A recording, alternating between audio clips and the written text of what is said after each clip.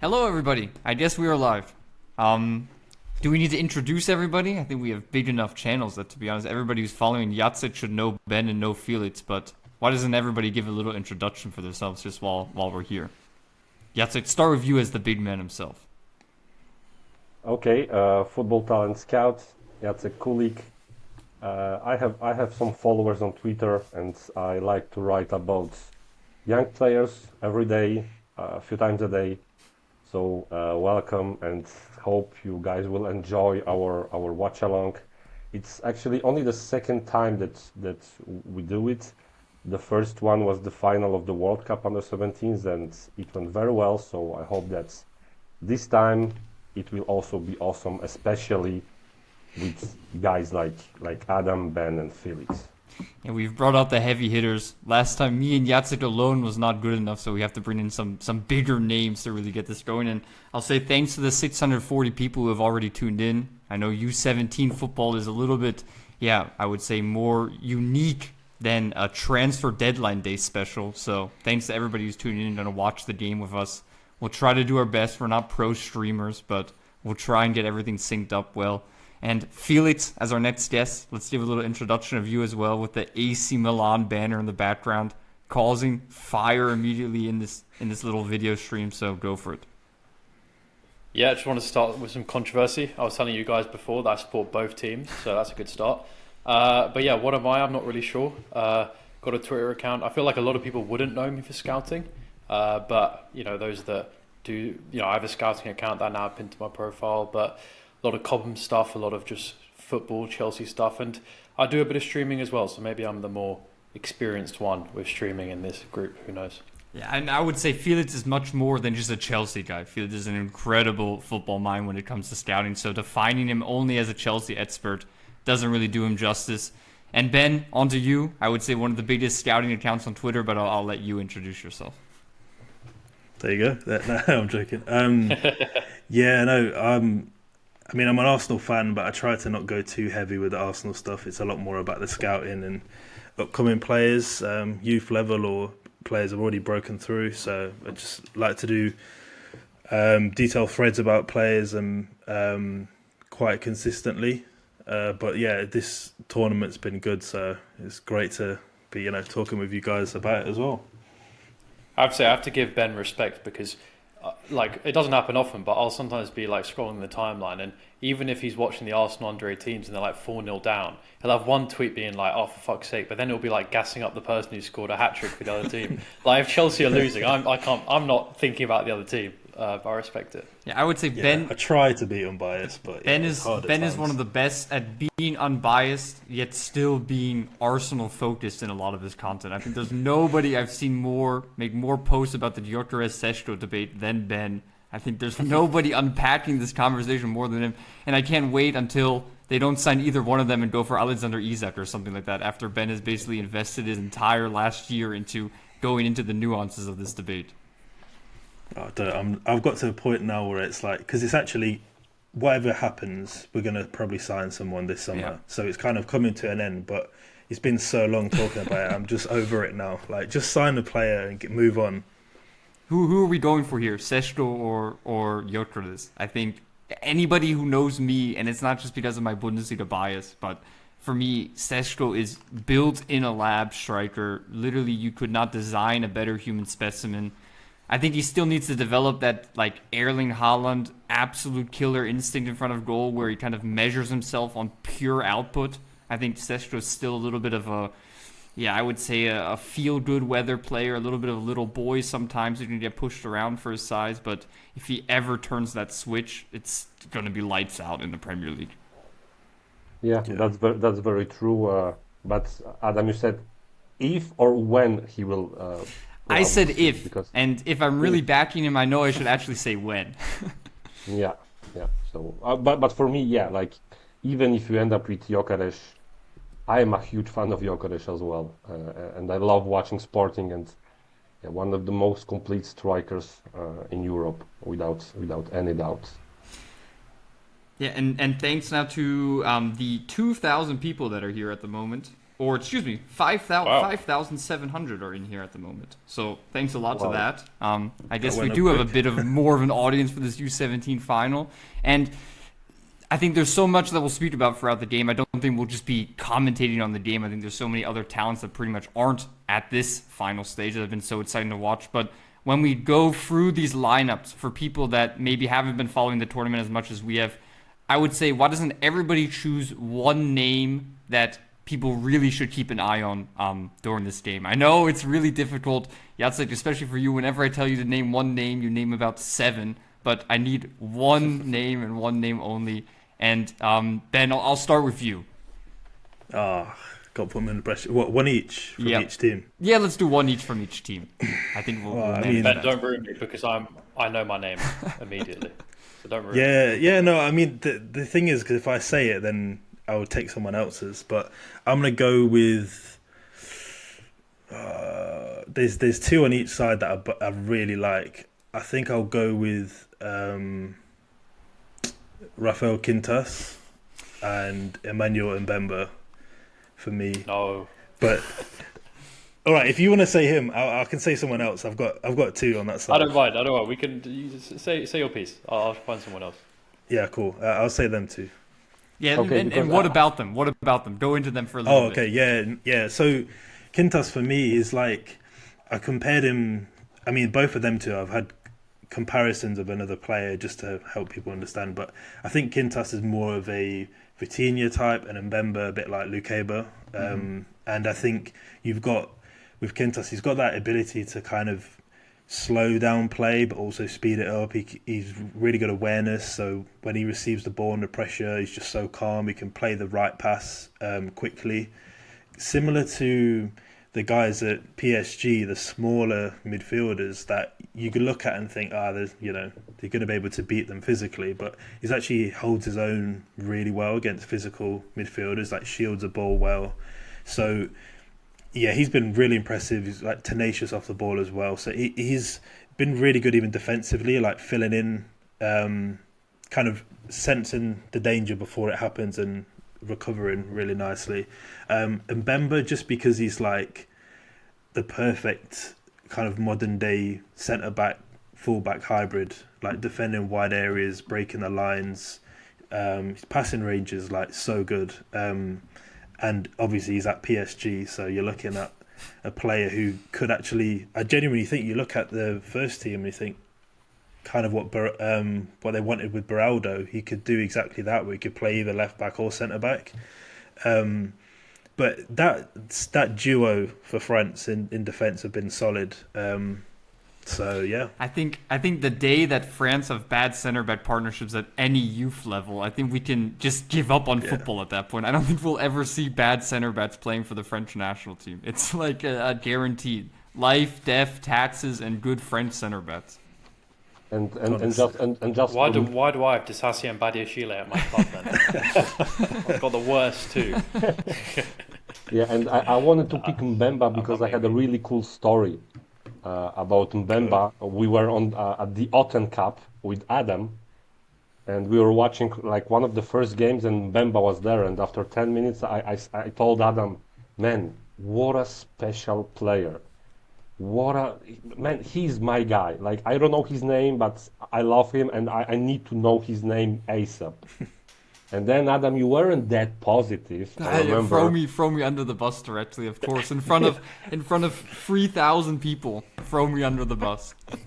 I remember he made this big mistake, and you were like, look, your guy. So, but yeah, I really love Mbemba. So let me guys pick my players. So from France, I think I will probably leave Nguesson to Felix because I have a feeling that he wants to pick him. So I will go with Camara, the very physical number 6 of France, the leader of this team, the captain of this team. Honestly, he won't be my best DM at this tournament because I already picked Nathan the Cat for this role. But yeah, Camara, huge future ahead. Physical monster, composure, positioning, tackling. He has really what it takes to become maybe not a star player, but at least a very solid League 1 player in the future. Yeah. And you give him And space on the top of the box, and he can put in a strike or two from long range, I think, as well.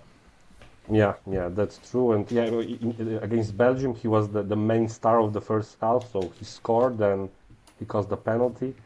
And from Portugal, I would also pick Rafael Quintas, to be honest. But if he's taken, maybe I will go with Furtado, so the left-footed center back. I wasn't able to choose the left-footed center back of France, so I am going with the left-footed center back of Portugal. A very adventurous player.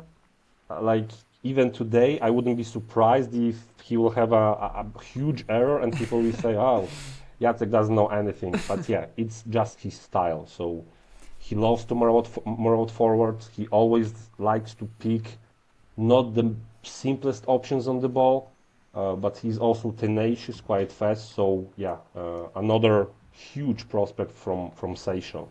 And by the way, Seychelles at this tournament, like half of this team is from Benfica. And the thing that describes Furtado the best is the fact that he's in a team with players like Rafael Quintas, and he's the one taking corner kicks for this Portuguese side basically every game as a left-footed center back. So I think that tells you everything about his ball-playing abilities, that he takes corner kicks for his team. He's a really, really crazy player. Felix, go for it. I'm going to be the third man in a row. He's not obviously going to be my man, but let me just talk about Emmanuel Mbemba quickly. Because, Jacek, the way you just described him, I watched France's opening game, and it was the first time I watched any of these players, and you can literally see on my scouting account and look at the time I did the tweet. It was like 5 minutes into the game. It got progressive. It was like, this guy looks really good. He was really key to this goal. He's a 10 out of 10 talent. And that was in about 10 to 15 minutes. Like, I literally couldn't believe what I was watching. He has everything. And for me, one thing to say about him is, Ben, you said like Luke Cable, which is absolutely like perfect, profiling. But what like is even crazy about him is often these athletic centre backs who are so quick on the ball, like to carry, defend wide well. They're those like left centre back on the ball kind of profile. He, in the game I watched at least, was in the centre. And he still has the ability to hold the ball and play the game really slowly and spread these long balls. So I haven't really seen, in the small amount I've watched him, I haven't really seen anything he doesn't have. And I get this sometimes when I watch players, is that you'll watch a player. The one that came to my mind is, I mentioned him a lot, Jacek will know, Ishe Samuel Smith, right? Huge fan of Ishe. And I don't think he's a 10 out of 10 talent, but I always think like, what more could you want? But then you watch an actual 10 out of 10 and you see that they just have like something else. And like, you just watch him, you're like, bam. And this guy for me was ridiculous. It's annoying because the two others I would have picked in this France team aren't starting, which is David Boly and Ilyas Azizi. They're probably my two other favourite players. So I will do what Jacek said and go for Nguesson. I've not watched loads of him, but he just seems like a classic killer striker up top. Knows where the back of the net is, can get involved. There's a nice frame as well, and has been delivering for France. The one that I'll pick for Portugal, who I'm a really big fan of, is Matheus Maida. I believe that's how you say it. Is it number 10? Yep. He was brilliant in the first game.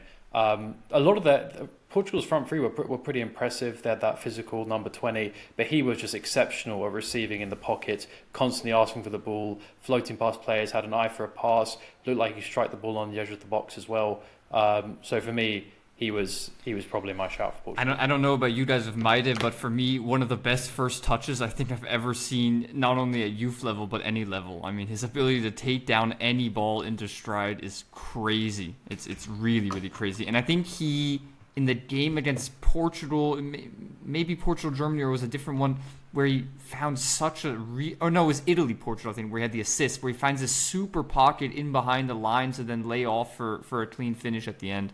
Like you say, Felix, I really love him as well. Such a good player for just these pockets. Pure Portuguese playmaker, I think. It's kind of their stereotypical player. Yeah, very true. And to be honest, when I first saw him, I don't know why, but I had Deco on my mind. Like, he was reminding me so much of Deco. And plus then I saw that, he was half Portuguese, half Brazilian. So, a very Deco player, in my opinion. That's a good mix of countries. And Felix, Ilyas Azizi, really, it's a big loss. Class. It's a big loss. Like, I love watching this guy. I love watching this guy. We had a discussion with Adam, who would be the similar player, and yeah, we had a few ideas, but Yeah, only, put it to Felix and Ben first. Who would you guys say as your similar players? It's a tough one. I mean, he's a left winger that likes to come inside, and the thing is, he's been so bad recently, and it's a much more. Oh no, that's a lie. It's not even this player. I don't know. I was going to say a player that does not count. I can't think of someone because he's so explosive. So I said Elias Ben Seghir. Seghir. That's who I went for. As this flamboyant winger who can go inside and outside. And I honestly like that one. Jacek was, of course, rejecting it, as the perfectionist would. But I don't know who. And Jacek, who did you go for? No, but my comparison wasn't perfect. So I said he's a player a little bit like Xavi Simons, who loves to operate in his left half spaces. He has dribbling.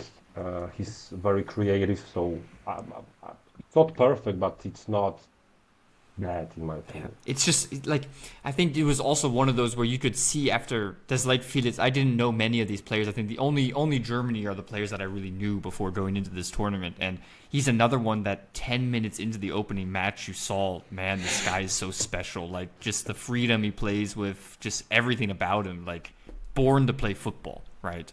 Like there's I watched France under 17s versus Greece, I think, like a couple months ago.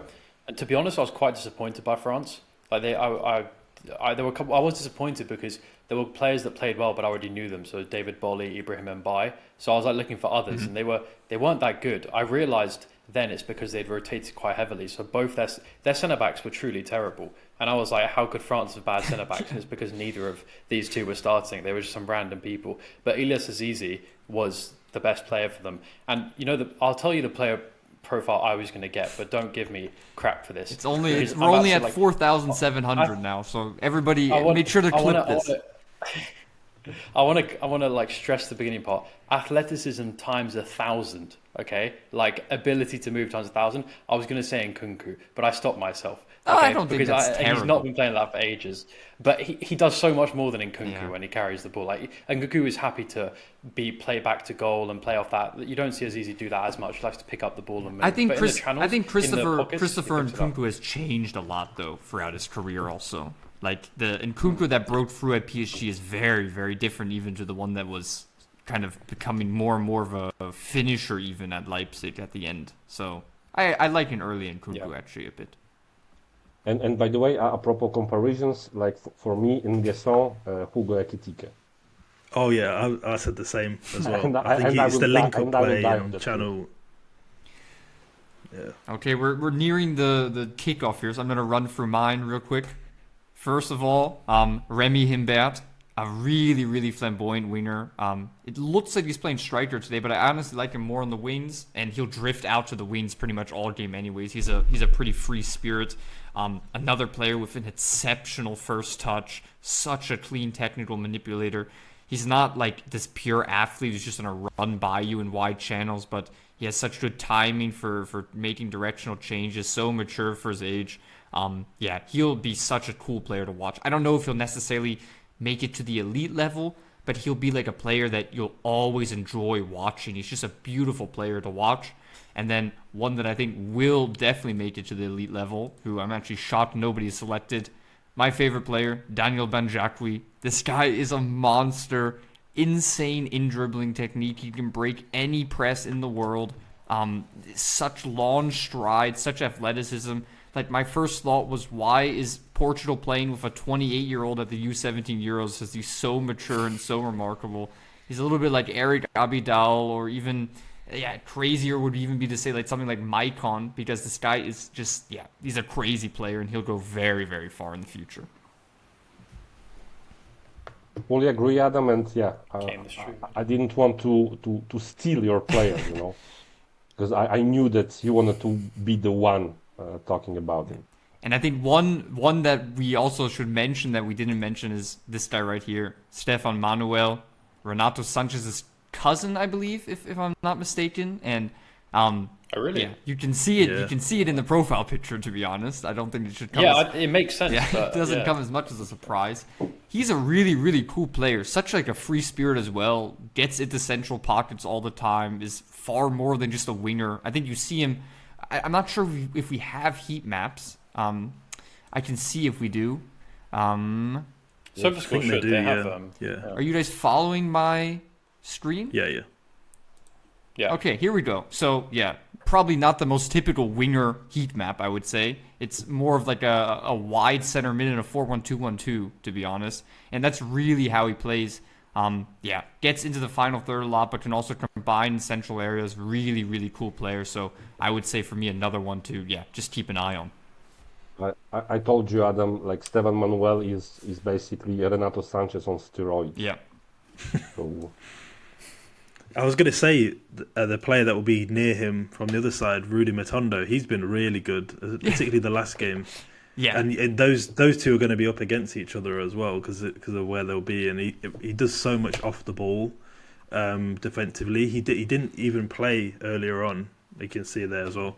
But when he has played, he's been like big difference maker, particularly off the ball because France are so good defensively. yeah, and So he's just like in your face all the time trying to get the ball. So before we go in, Has the game started before for we you go, guys? yeah, I was about to say, I have kickoff now. I'm 23, 24, 25. I don't know about you guys. same, Where you same guys? here. I'm 1 Same second here. behind you. Okay. I won't Let me try spoil reload. any crazy overhead kicks then with my facial reactions, but it should be relatively good. And like I say, if you came here to basically see play-by-play commentary, I think you'll be a little bit underwhelmed. I don't think anybody is going to do that. I think we'll continue chatting throughout and going for the dynamics a bit. But Yatsa, you wanted to say something about Rudy Matondo? Yeah, like Rudy Matondo is not a winger. He plays Yeah. in this right half space, but he is more of a box-to-box, left-footed box-to-box, but Yeah. he plays on the wing. And this is what I miss a little bit in this French team, wingers. Because, yeah, Iber is there, but Yazizi. But I would love to see some more Ousmane Dembélés in that team. And They lost him by, unfortunately. Yeah. For them. And Yeah. Ben, I don't Yeah, know he about has you, been- but I mean, especially like you said, that game France versus Belgium. Heavy touch in the end. The game France versus Belgium, for me, this was Matondo MVP. Like his ability, because I mean, we don't need to say Belgium really dominated this first half and probably first 60 minutes. And Matondo always his energy to basically get them up the field, even just get corners with these long carries. It really like takes away the pressure. I saw him a little bit almost as this version's Blaise Matuidi at the 2018 World Cup, being kind of that outlet to carry the ball forward, to get you up the field. I think he's really a bit of an unsung hero, to be honest, when you look at, yeah, he's probably not the most technical player in this squad by any means, but he's just this water carrier that you need when you have so much elite talent everywhere else. Yeah, no, exactly. For me, he's so important in the team because of that and the work he does off the ball, and then on the ball he covers the ground so quickly. I actually said he's a bit like Eze to me, just how he is as a carrier, but also as a winger because obviously he plays out wide, but he's more of an attacking midfielder playing wide. But yeah, his ball carrying's top. Yeah, it's hard to pick one for both teams because they are the two best teams for me. I've got a lot of good individuals there. So Um, Adam, what second are you on? I am on 246. same. Okay, I'm going to be a couple seconds behind, but it's fine. Okay. We'll survive. Yacek, how are you doing? Has the game kicked off for you? Yeah, of course. Okay, And good.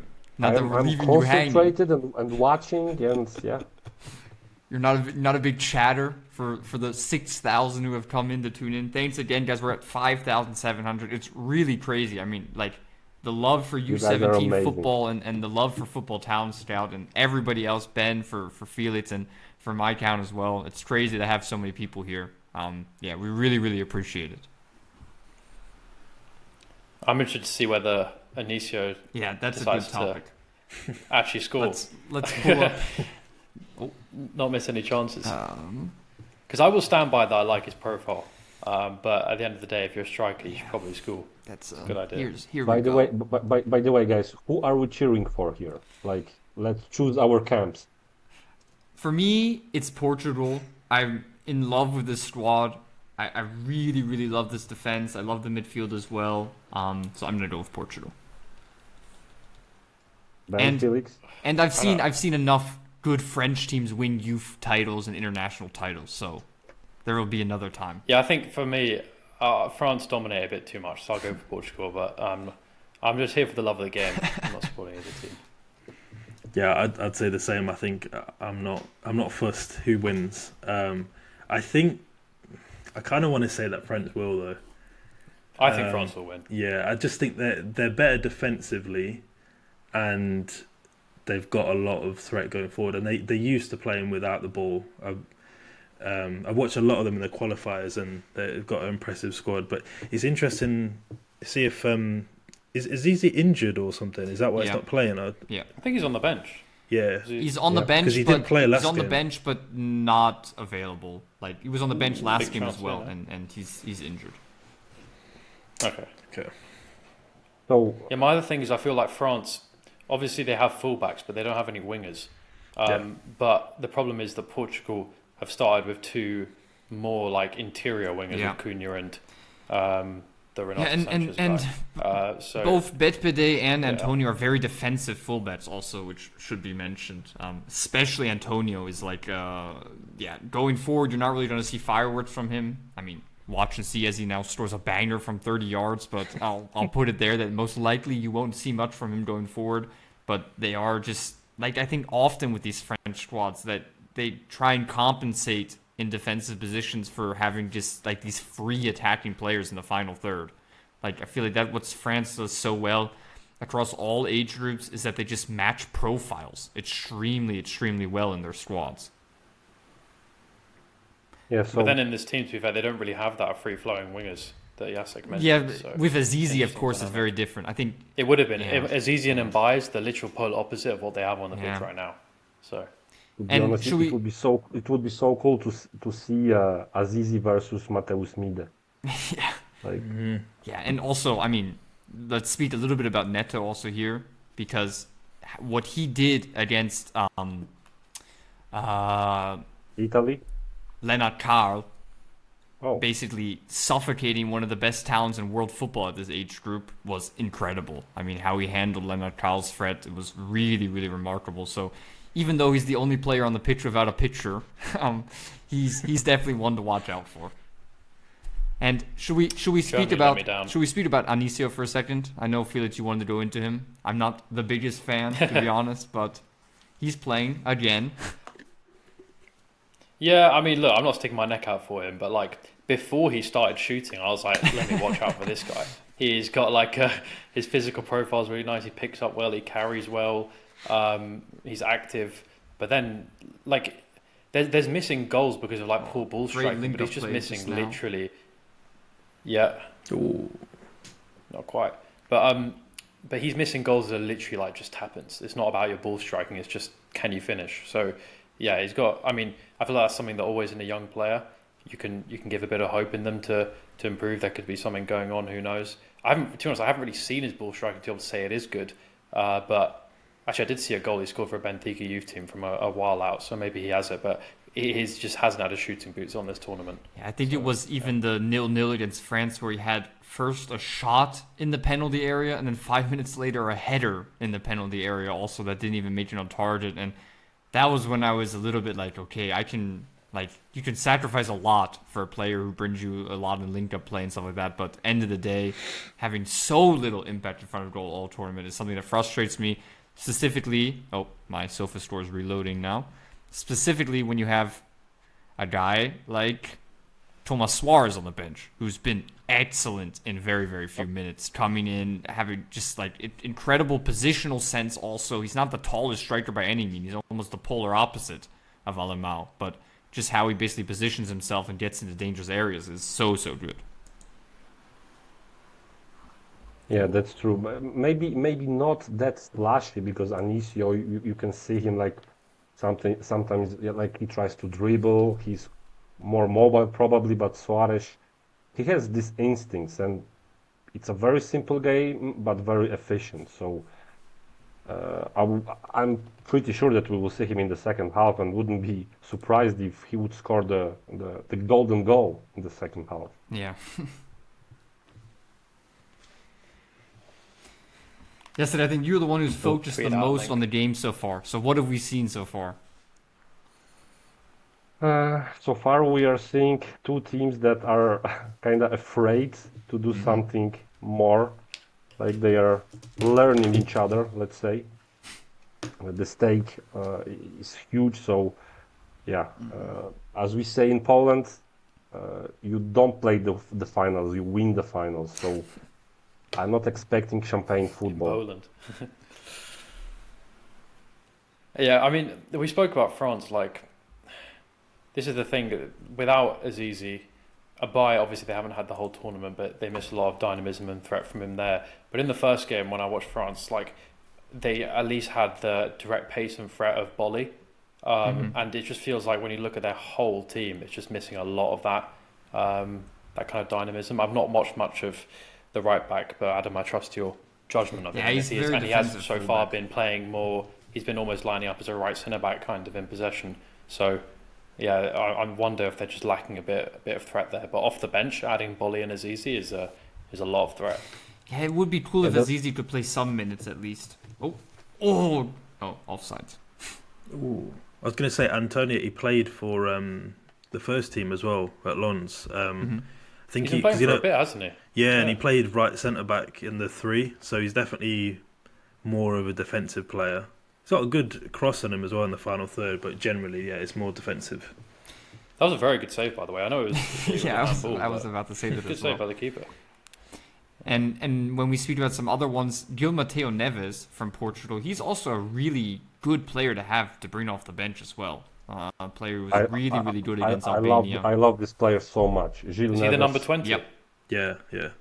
Yeah, I liked him, man. His frame as like an attacking midfielder really stood out, but he could still move. I liked him. I think Portugal are playing a little bit more exciting stuff so far. Some good link-ups, specifically down that right side. I think Cunha is also just like, I think Felix mentioned, another one of these interior wingers who just loves the link in short, tight spaces. So kind of that triangle of Mire, Quintas, Cunha. Yeah, they're pulling some strings, I would say, so far. The thing Yeah. is, I would say with France, sorry to cut you off, it's just they've got a few players that are capable of a banger, Yeah. like out of nowhere. Like we've not seen it at this tournament, but Paul Aymard in midfield, he's got really good ball striking. Their centre back, Diandaga, he scored a goal. He Who was did, it didn't he? against? Yeah, I can't remember. Was it the Albania game? I think. I think so, yeah. Yeah, from far out as well, and they've got a few players that could just get a moment out of nowhere. So that's why they're really hard for me to like go against. But Portugal definitely started better. Yeah, it was like it was Sorry, like and Guesson had some good hold-up play just then. it was like it was like against Belgium. Like Yeah. they were completely dominated, and then Kamara scored the goal out of nowhere. And, Yeah, exactly. Yeah, and I think we'll talk about some of these other teams a little bit later in the show, and Belgium is one we have to talk about because, yeah, such a fun team to watch. For me, the most fun team to watch at this tournament, personally. I really Definitely, enjoyed yeah. watching all their games. Yeah, I have to say, the Brexit lovers should tune into this France team because they've got a good 4-4-2 block going on here. Not really got any wingers going on either. Yeah. Got a target man up top. It's good stuff. We're catering to all audiences here. Yeah. And one final player, and it's also just going back to the depth that France has in center back, but Elitia Legros, such a good center back as well. Like the fact that you have this guy on the bench, he would probably start at center back for every other team in this tournament. And I don't know about you guys, but if I had to pick out one position on the field that really impressed me throughout all the teams of this tournament, it would be center back. I think there's been so many really, really good center backs at this tournament at every team. yeah, I would say Yeah. Boggio from Italy, Jonkers from Belgium. They were standouts. I think And here we have Fard from Furtado. Germany, the right center back, was also very, Yeah. very good. Yeah. Yeah, that's true. I from. I didn't get to watch much England, but was Caden Braithwaite? Yeah, he was assist good. for, He was really good. Yeah, particularly the Alex first Rodriguez. game he was against Belgium. He was really good. Against Czech Republic, he was also Yeah, I saw- also really good. Some very good switches of play. Yeah, I feel like England is probably. I actually didn't catch a single game of England this tournament, but it sounds like I missed nothing. But I know practically every player in the squad, so I know just how talented they were. So there's definitely a conversation around them. I know, Ben, you were talking about the lack of identity in the team, Yeah.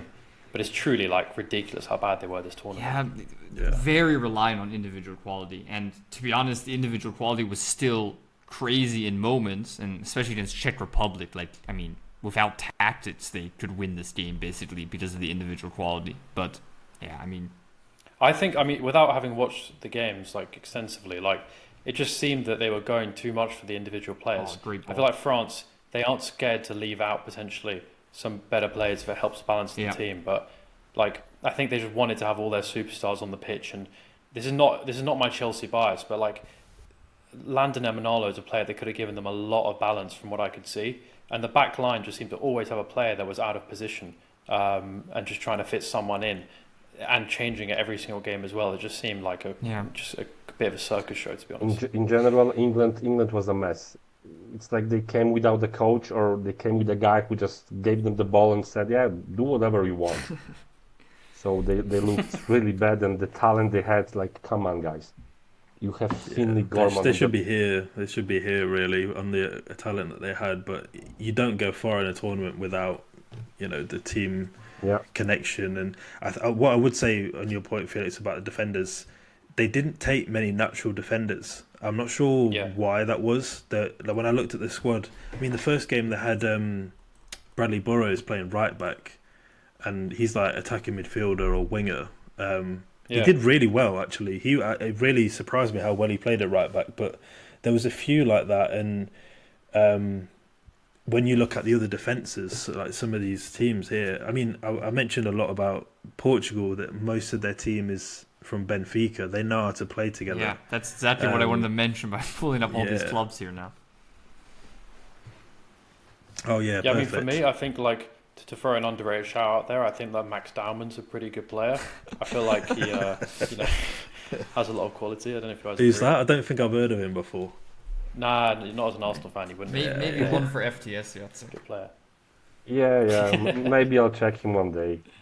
I mean, he was like, we talked about dysfunctional England, but I mean, Matt Stallman was still lights out insane every time he was on the ball. Especially, I mentioned that Czech Republic. Never judge a... But, like, what he did on the ball. He was born in 2009, 31 of December 2009. So... He was one day away from being. He was one day away from being eligible for the tournament in 2 years. So imagine. That's crazy. Yeah, I always say never judge a player on comps, but I think you can watch Max Dowman and just see how good he is. It's not that hard to see. It is ridiculous. One thing I would say with the comps, and because people focus on his carrying a lot because it's such a standout thing, but his final ball as well is actually really good. Yeah. It's just how often he does it at times. He takes it alone too much for me, but I think it's part of that thing where he's too good for a level at times. Like he's been playing at under 18s, and really he should be at under 21s, and he will be soon. But he's kind of having that trust in your teammates, but his ability is insane. Like we could talk the whole stream about it, but I won't do that because For you guys, Ben, when did you hear about him? Probably... Was it like only once he made his under-18 debut, or was there a bit of rumblings? Because sometimes there's rumblings of a 16s player, but like he still was a 14 when he played under-18, so it's not like it's not necessarily would have heard of him. I think he even made his debut for the under. Oh, actually, was it under 18s? I think it was under 16s. Because the reason why you heard of him was because of Chido Obi. So Chido Obi was scoring a load of goals, but the one assisting them was a 13-year-old Max Dowman. So you're like, yeah, he's playing way up. And the interesting thing was that he wasn't really big. Like, I know obviously someone like Obi was like massive compared to everyone else, and that was a big advantage. But for Dowman, he's obviously big for his age, but he's not like, he doesn't rely on that as much. It was more, his final ball was really good. But it's probably when we heard about Chido-Obi, so 2023, so a couple of years, but yeah, it's one of them you try to not talk too much too soon and hype them up before he's even got a chance to prove himself. But there's already reports if he's going to be in the first team next season, so like you just got to at this point. He's going on the pre-season tour. I just hope that he doesn't grow too much. Mm-hmm. That was my concern. And fun fact: I spoke with his teammate from England under 17s. Oh, cool. And the general opinion of him was that he doesn't really like to play with Dauman because he's too individualistic. So and I think that's honestly what we saw throughout this entire England team with every single player. And I think, like, going back all the way, I think 5 minutes ago to the point that we started with Ben, one of the biggest advantages for this Portugal team is the fact that you have players that play with each other in a club setting and know each other's games, versus England, it felt like every player wanted to basically make the tournament for themselves. And yeah, you can beat Czech Republic like that, but you can't beat teams of Italy and Belgium's caliber like that. Yeah, cool. Yeah. Even with France, to be fair, first game their full back four was PSG. Yeah. And you think Mbaye wasn't there. And they've even got some players like, I think he's I'm surprised he wasn't there, to be fair, at PSG. Jangil, I'm not sure why he wasn't in the squad, but he's one of the next midfielders, that same age group as well. I think the same thing. I think the clubs have stopped playing now domestic football, but it must be a ghost town at Benfica's training complex for the under 17 coach right now, playing 2v2 or something like that. and guys, by the way, can you guess which club had the most players at this tournament? I have an idea. I think maybe, if it's not Benfica, I thought maybe Juventus. Yeah. Oh yeah, because of Albania. It's Benfica and Juventus. So they both had 9 players. Well done, Ben. It's because I kept noticing them at other teams. It wasn't just Italy. It was Albania, maybe. And the Belgium centre back as well. Mm-hmm. And then Albania. Was Albania's goalkeeper from Juventus, right? Yeah, the left back as well. I know. I think. Yeah, I only watched one game of Albania, but I really liked their striker. Yeah. Someone with a K or Same, something. He was same. really This is what I good. told Jacek as well. And then I found out he plays in Italy, I guy. think. Yeah. Let's talk about Albania for a second, because Albania, like, I love Albania, but I don't love what Albania brought to this tournament here, which was basically Italy's C team with an Italian coach and all Italian players, basically. And really, like, I will not have any big takes like this the entire show, but I think it's actually shameful what they did at this tournament to not bring any players from your domestic country to basically rock up at your home soil with a bunch of foreign players that speak Italian on the field, that have an Italian coach. So that's my little rant gone here, but I didn't know that. That's I'm very funny. happy, to be honest, that they lost every match 4-0 when you go and represent your home country in a tournament with all foreign players. So, yeah. For me, I think they it's a misunderstood when they total told them to be disgrace. consistent. Total disgrace. And I hope that this Italian coach will be kicked out and he'll never go back in Albania again. Because really, I was furious. And about this striker, he will be my talent of the day. So he's the Albanian Cavani for me. Such a great prospect, really. I'm a big fan. Guys, I don't know what we're doing. To stand out as a... Sorry, I said I was going to say, I don't know what we're doing so well, but our viewership keeps on growing. We're at 8.8 thousand now. Yeah, I guess we can maybe stream, even though none of us have great streaming backgrounds and we barely have any grips on technology, and Jacek's basically sitting in the dark without a microphone. But somehow people still want to tune in and stay tuned in, so it's working pretty well. But guys, quickly on Albania's striker, to stand out as a striker. Well, okay, stand out fine, but stand out as a striker in 3-4-0 defeats is pretty tough, and he was quite impressive. Yeah, and really, And you could. sorry, just one thing, Ben. For me, Okay, we spoke about this being the tournament of the center backs, and a big reason is because this really wasn't the tournament of center forwards at all. I mean, there really wasn't a center forward that stood out at all in any of these nations. And for me, I kept getting the feeling like if that number 9 for Albania, yes, do you have the name? What's his name again? Pula. Gabriel Kula. Kula or something? Yeah. Kola. Yeah, if Kola had been playing in any of these other nations that where he was playing against the whole time, he would have probably been the top goal scorer in this tournament for me because he was feeding off scraps and doing so well. And guys, I can tell you that I checked him also for Sassuolo youth teams, and his ball striking is pretty incredible. So Nice. I think we will hear his name very soon again. That's like you wouldn't reveal his rating, would you? Would you have to keep the fans waiting for his rating? No, it's a solid 8 out of 10. So, but for You said, another- you said I was gonna Cavani, say- right? Cavani, yeah. Yeah, I was going to say, especially when you think of the teams in their group, like he had the group of death, and all of them have good centre backs, and he really they just basically hoofed the ball up to him, and he had to do something, and often did, And I like it. He shoots with both feet as well, really instinctive in the box.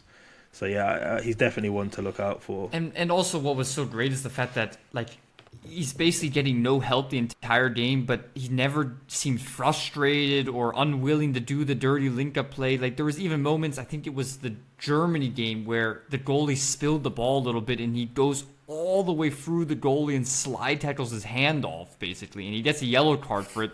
But I just love this pure penalty box poacher who wants to score by all means. And it's something I've missed with a lot of the other strikers of this tournament. Guys for example, Alexander Staff at Germany, right? Does a lot of good link-up play, a lot of good stuff outside of the penalty area, but you just never have the sense that he will actually score a goal. Same thing with Alemão for Portugal right now. And that's something. Anicio, sorry. I see. I disrespect him so much that I don't even remember his name. My nemesis here.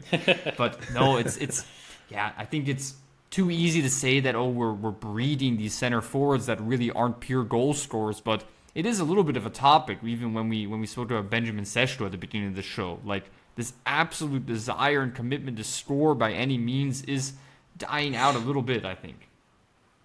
I think it's massively about how teams are playing, though. You think of so many want to play with possession, so the striker has to be involved in that. They have to connect the team, whereas before you get a lot more direct teams. The striker has to just do it alone a lot of the time, so they develop more as a player. But you think now every team wants to play high possession, tiki-taka or whatever, so the striker then has to do all of that as well. For some reason, my stream has decided to stop working, so I'm just in the dust now. We'll try and get that back. But Adam, you mentioned Alexander Staff, and I really like him. Germany, for some reason, is the team I watched the most of all the teams coming up. I was a big fan of the Germany team, and I think he's a really solid striker, well-rounded. I do think he does have a killer instinct at times, but Germany as a whole were just really dysfunctional. They lost Matteo Palma due to some politics, I've heard, as well. Really odd. Which was odd, really odd. And I feel like they just got kind of really shocked at the first game, got very unlucky with that Kappa red card, which was just a terrible decision. I mean, I don't know. I didn't watch much of their secondary midfielder next to Kappa, but not starting Jeremiah Mensah for me was an odd decision. Yeah, well, He's one of my Jeremiah favourite Mensah players. played the U19 final for the German championship on Sunday. Okay. So it was a Sunday to Tuesday. So I think they basically, Ben Havighorst also didn't play, basically for that reason. So they got they got a little bit hamstrung there, like you say. But yeah, so and also I mean, I'm not an expert on Germany under 17s, but maybe he was injured, but I'm not the biggest fan of their left back, and I wasn't in any of the games that I watched him in. But I am a big fan of Yunus Unal, who was their left back in a lot of the games I watched. I wouldn't say a massive fan; he's one of the best in the world, but he was a very technically solid left back, and he wasn't in the squad for some reason. I think he plays for Hertha. So yeah, it was some just odd decisions kind of going on with Germany, and they just lost their way. I watched all the German games, of course, as well, and me and Jacek spoke to it throughout the tournament. What really, really frustrated me was just this commitment to basically selecting the most physical players possible in this squad, and I think Germany really, especially in the fullback position, and especially in that first game against France, every time they played into the fullback areas, they were such pressing targets and just handed over the ball every time. And it was a little bit give the ball to Lennart Kahl and let him try and somehow weave his way through into a finishing position, which he did like 3 or 4 times. And to be honest, he missed the far post by like 2 inches about 7 times in this tournament. So he really could have really lit up this tournament. But like, to be honest, even with Musakaba on the pitch for 90 minutes, I think Germany still would have been dismantled by France. Even before the red card, I mean, they had no vision in this game whatsoever. Like, they had no ability to get the ball. And yeah, we can speak about Musakaba for a second, because I know even on my Twitter timeline, there's very divided opinions from he's the reincarnation of Patrick Vieira to he's a nothing player. And for me, I really have big issues with him having a future in midfield, because you can count on one hand the amount of times where he actually turned and progressed the ball forward in this tournament. And he played 2 nice games at centre back. Yeah, against Spain, for example. Spain, yeah, incredible really game against Spain at centre back. And that's, to be honest, like. Yes. Oh, guess who scored? Yes, my guy. Guess who scored? All players. I still don't have the game on, but was it Anicio? Yeah, that's my boy. That's my. I backed him. But please, if Anicio was ever going to score a goal, if Anicio was ever going to score a goal in this tournament, it would be exactly this goal. Missing the first shot, it somehow comes back to him, and then he taps it in somehow. But the thing is, he's one of these type of strikers where he gets a lot of chances. Yeah. So if he can score 1 in 3, like, he's gonna get the 3 every game. Like, his movement has been good, but yeah, wow. Who's got the assist? Bernardo Lima. Yeah. Well, I think so. Yeah. Header. Yeah. This game, literally, I type in UEFA TV and it just says no. Like, I'm not allowed on. And thoroughly deserved, to be honest. I think Portugal have been all over them. We spoke early on about those triangles on the right side of the pitch, and it's been going all through that right side for Portugal all evening. I think they've been really, really the dominant side. And, guys, anybody else on Musakaba real quick before we lose that? Because for me, Musakaba, he's just a slightly better version of Winner Sosawe. So I don't really see anything special. He can be a Bundesliga player, of course, but sometimes I see people like rating him like he's the new Patrick Vieira, and I don't really think so. Like, I think sometimes in the same sentence you can say, I really, really rate the player, but I rate him because he just has an athletic profile that's super hard to replicate, and you can avoid technical factors when you have that, right? I think sometimes we don't need to overthink things. Like, you can be a limited technical player, but just have this insane athletic and physical profile that can allow you to still go to the highest level. I mean, Amadou Onana was and still is not the greatest footballer in the world, but his athletic profile is just unmatched in many areas. So that's a little bit how I see Musakaba, except he lacks a dynamism where I think his transition will be more towards a center back than a bots-to-bots in the future, like Onana did. Yeah, I completely agree. I was going to say the same thing about the centre back, because I think his passing from centre back, when the game's in front of him, his passing's really good. But when he's got to turn and on the ball and then progress the ball, he just doesn't look comfortable. But yeah, I mean, even that alone, a midfielder going into centre back, there's a lot of the awareness that he's not really got. There's an over reliance on his physicality at times. So I prefer him as a centre back right now. Yeah, I think I would say for me, it's like you say, the ability to turn with the ball, and then also his ability to find pockets of space, because he's so often just stuck behind a striker. He cannot get into good passing channels. Like, it's a huge issue. I've just seen Anicio's goal. I've got it on my phone now. and one more player, Alexander Staff. So also, for me, slightly overhyped. Yeah, I would also agree. I'm leaning more towards Jacek than Felix on this one as well. But I think Felix is a fan of Alexander Staff. Yeah, I'm a fan. I mean, I didn't watch him at this tournament, but in the build-up games that I've watched, I liked him. I think he what I like about him is he links up really well, but he has at least at his age group, he had a really nice physical profile in the games that I watched. And in the games that I watched, he was good in front of goal. I can't really talk on him this tournament. He has an I mean, I'm not an expert, obviously. He has an excellent goal scoring record. Like, really, really excellent goal scoring record. And every time I watch him, I cannot understand why. But, like, He has a That's really true. good goal Yeah. scoring record. Because he has really great instincts and positioning that's in the true. penalty box. But for me, That's what I saw. Yeah. he reminds me a bit like Johannes Eggestein at this age category. He was also like scoring 3 goals every game. But then the lack of physicality also, yeah. I'm afraid that Alexander Staff could go the way of Johannes Eggestein, which is not bad, to be honest. France. I would say I feel like Germany don't like the way they play. They're not as how can I put it? There wasn't a real connection in the team, and I think he would drop too deep a lot of the time. So he's trying to create stuff just in this tournament. I mean, and he should be in the box, with his instincts and he's got good aerial ability as well. Yeah, but I think it also goes back to the fact that like Germany did not have a guy like Quintas who could basically transport the ball one line forward and progress play forward, right? They had really more Leon Goretzka and Musa Kaba style midfielders that are kind of these high energy bots to bots, but not really people that can progress lines. And I think that's I think when Mentz is in there, he can do that. From what I've watched, I with don't know what he did as a in this ball tournament, as a but he was ball good. as a ball carrier, I would say yes. As a passer, Yeah. less so. I think they still miss someone that can really thread lines like a Quintas. For I example. think he can, but you kind of don't want him in those positions necessarily. If he's your deepest midfielder, then you're losing out a lot as well physically. And to be honest, So, Jeremiah Mensah is not even the best Mensah. You should watch his brother Naba Mensah. What an incredible player Naba Mensah is. This guy is. I thought his brother. There's a guy called Kazaya Oteng Mensah. Is that who it is? No, Is it another no, one? I know what you mean. He's in the same team. He's but in- no, yeah, he's I thought you were talking about the Naba same Mensah. team.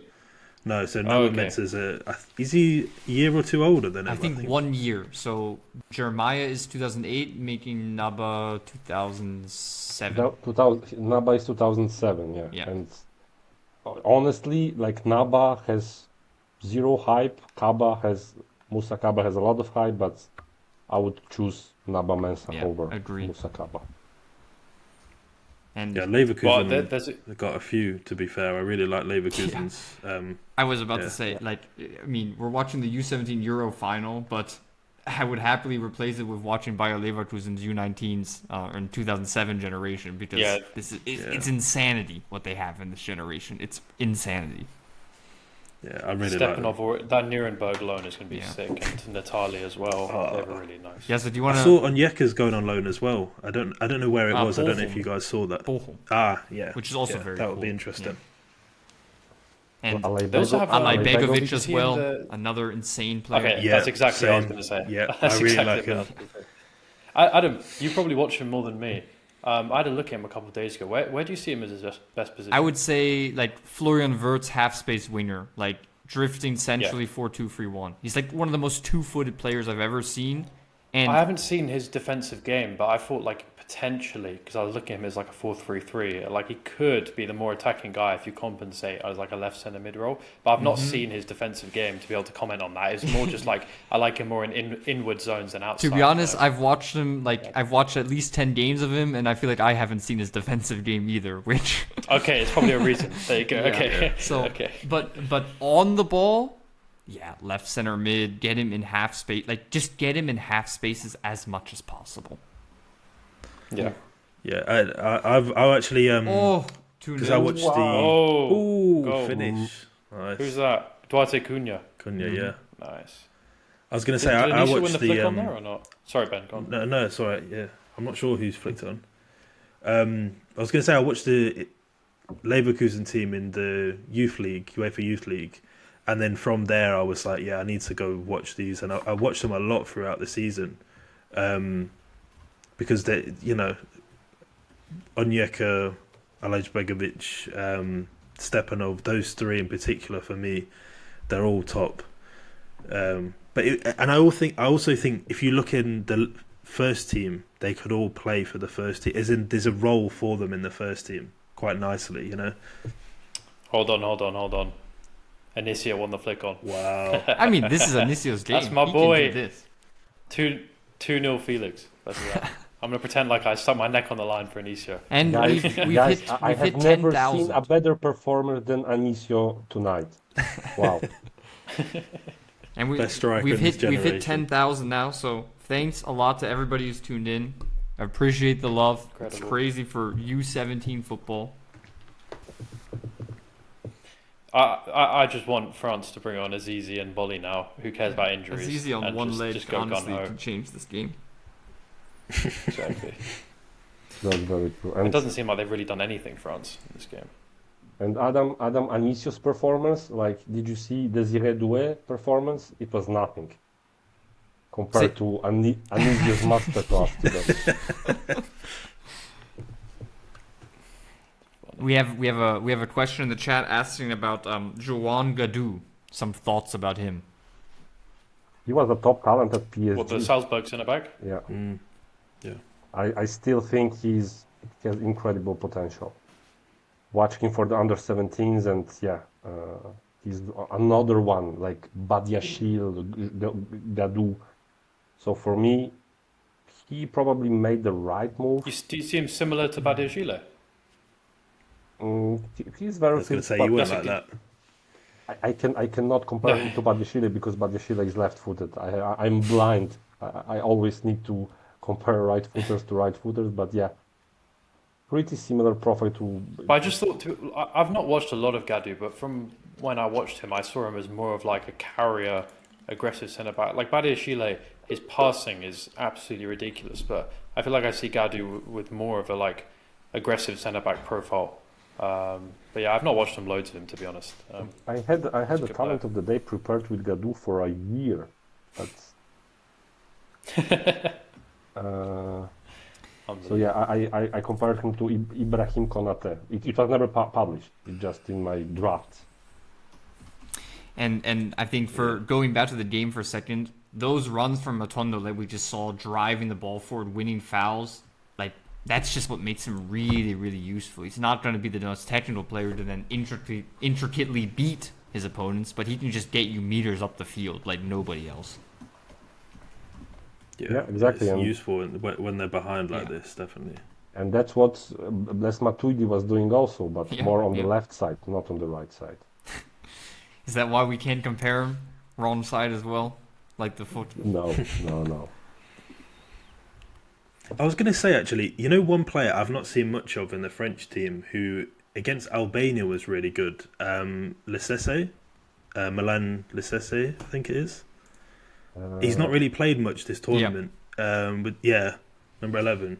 Because he was playing on the right, but he seems like a more of an interior type. But his crossing, like every single time he got the ball, the delivery in the box was so good. Yeah. Yeah, And like set pieces as well. I thought I've not really seen much of him. It was just because he's been in the squad a lot when I've watched other qualifiers, and he's only really like come off the bench. But yeah, he looks decent. Yeah, sometimes I had the feeling that he came on and almost wanted to do too much, like leave the mark and try to go for the creative pass always. But it's also such a difficult situation, especially when you're a young player, right? That's always difficult. Another guy who I really liked off the bench in this game, actually, in the group stage, was Sana Kamara. He had some incredible long-range switches of play, balls over the top. Was very good at kind of unlocking a deeper block as well. So could be interesting if he comes That was on. a lovely pass. Who played that dink pass over? That was lovely. Yeah, Kamara's good. And we have another question in the chat about Bet Beda, the left back, another PSG player. Anybody want to say some words about him? Quite a solid player, I would say. yeah. To me, he's one of them like just traditional left back, 7 out of 10. Yeah. He doesn't put a foot wrong. He's not going to wow you, but he's solid defensively, good delivery. Like he's just decent. The only thing I think with a player like that is with how teams like the fullbacks are so important now at the senior level. Is he going to? I don't think he'll play at PSG necessarily. Yeah. But he could play in Liga. Yeah, I think the he's not someone athleticism will be an issue potentially in the future. I'll put it that way. He's not someone who caught my eye necessarily. Like he's there, he's doing quite solid job, as you said. For me, 7.5 maybe. Yeah. But yeah, not a player that caught my eye, definitely. I would And one more player. Yeah, I agree. For some reason, loads of people are doing compilations after the game of him. But in the first game I watched for France, he really I did not notice him much, to be honest. He has a good PR team. One more one more player that will surely come off the bench will be Chris Batola. So Oh, yeah. another 2009, Oh yeah, 2009 who has the potential to become a really dangerous striker. And when we're talking he about looks like a killer. when we're talking about the best names at this tournament, anybody better than Believe Monongo? I think that's pretty good. Yeah, He's also he's a good. But 2009. like France have a lot of. Yeah, excellent player. Yeah, he played in that France-Greece game I watched a couple months ago, and he was quite good. Obviously, you could tell he was younger, and he's quite a similar profile to what France already have in their midfield. Kind of like tall, athletic guy, but he's a good player. Felix, did you watch? There's a reason why he's probably been called up at his age. You watched the game against Greece, right? Yeah, I saw that one as well. Yeah, There was this left-footed center back, quite small, but I think he was the captain. Do you remember him? yes, I really didn't like him. Okay, Yeah, I thought he was really decent on the ball, but exactly. I thought he was good on the ball, but really didn't give much else. And when I watch Mbemba, I just see like a much better version of this centre back for me. That was my impression. oh, and by the way, guys, for the next generation, he's not at this tournament, but if you have time, please check a guy called Yanis Adish from Strasbourg. Oh, the Strasbourg centre mid. Yeah, Yeah. I Is he Moroccan as well, I believe? I don't even know, but he's great. He reminds me of I thought he this. was okay. He reminds me of these PSV midfielders as well, like Vitinha, and so intelligent, so good on the ball. Yeah. And we have another question about Wisdom Mike. First of all, another incredible name, just to put it out there, but also an incredible player. But for me, a player who needs time. I mean, he's so young as well, so it's not an issue whatsoever. But yeah, ability to go inside and outside of an opponent, to drive the goal. It was against Albania where he scored that insane inside curling far post finish. But like I said, against Portugal, you saw a little bit the limitations of a Wisdom Mike at the moment. He is really selfish at times in the final third. And yeah, he needs to refine his decision making still. But like, I don't want to take anything away from the player. I'm happy for him to make mistakes and make errors and be a bit too selfish at this age. I rather that than him become another one of these, specifically in Germany, another one of these just robot wingers who, you know, get to the byline, cross the ball and try and beat a player with pace, cut the ball back. Like, I like that Wisdom Mike also has a lot of autonomy still to this game. So yeah, I would say alongside Lennart Kahl, probably the biggest prospect in this German side. Yeah, and I was interested in your opinion of him because, I watched quite a few of the Germany games, as I said, and I was just like, I watched probably like 6, honestly. Like I just kind of was very interested in this Germany team. And then I was like going on Instagram and there was like posts of Wisdom Mike with 100,000 likes or something.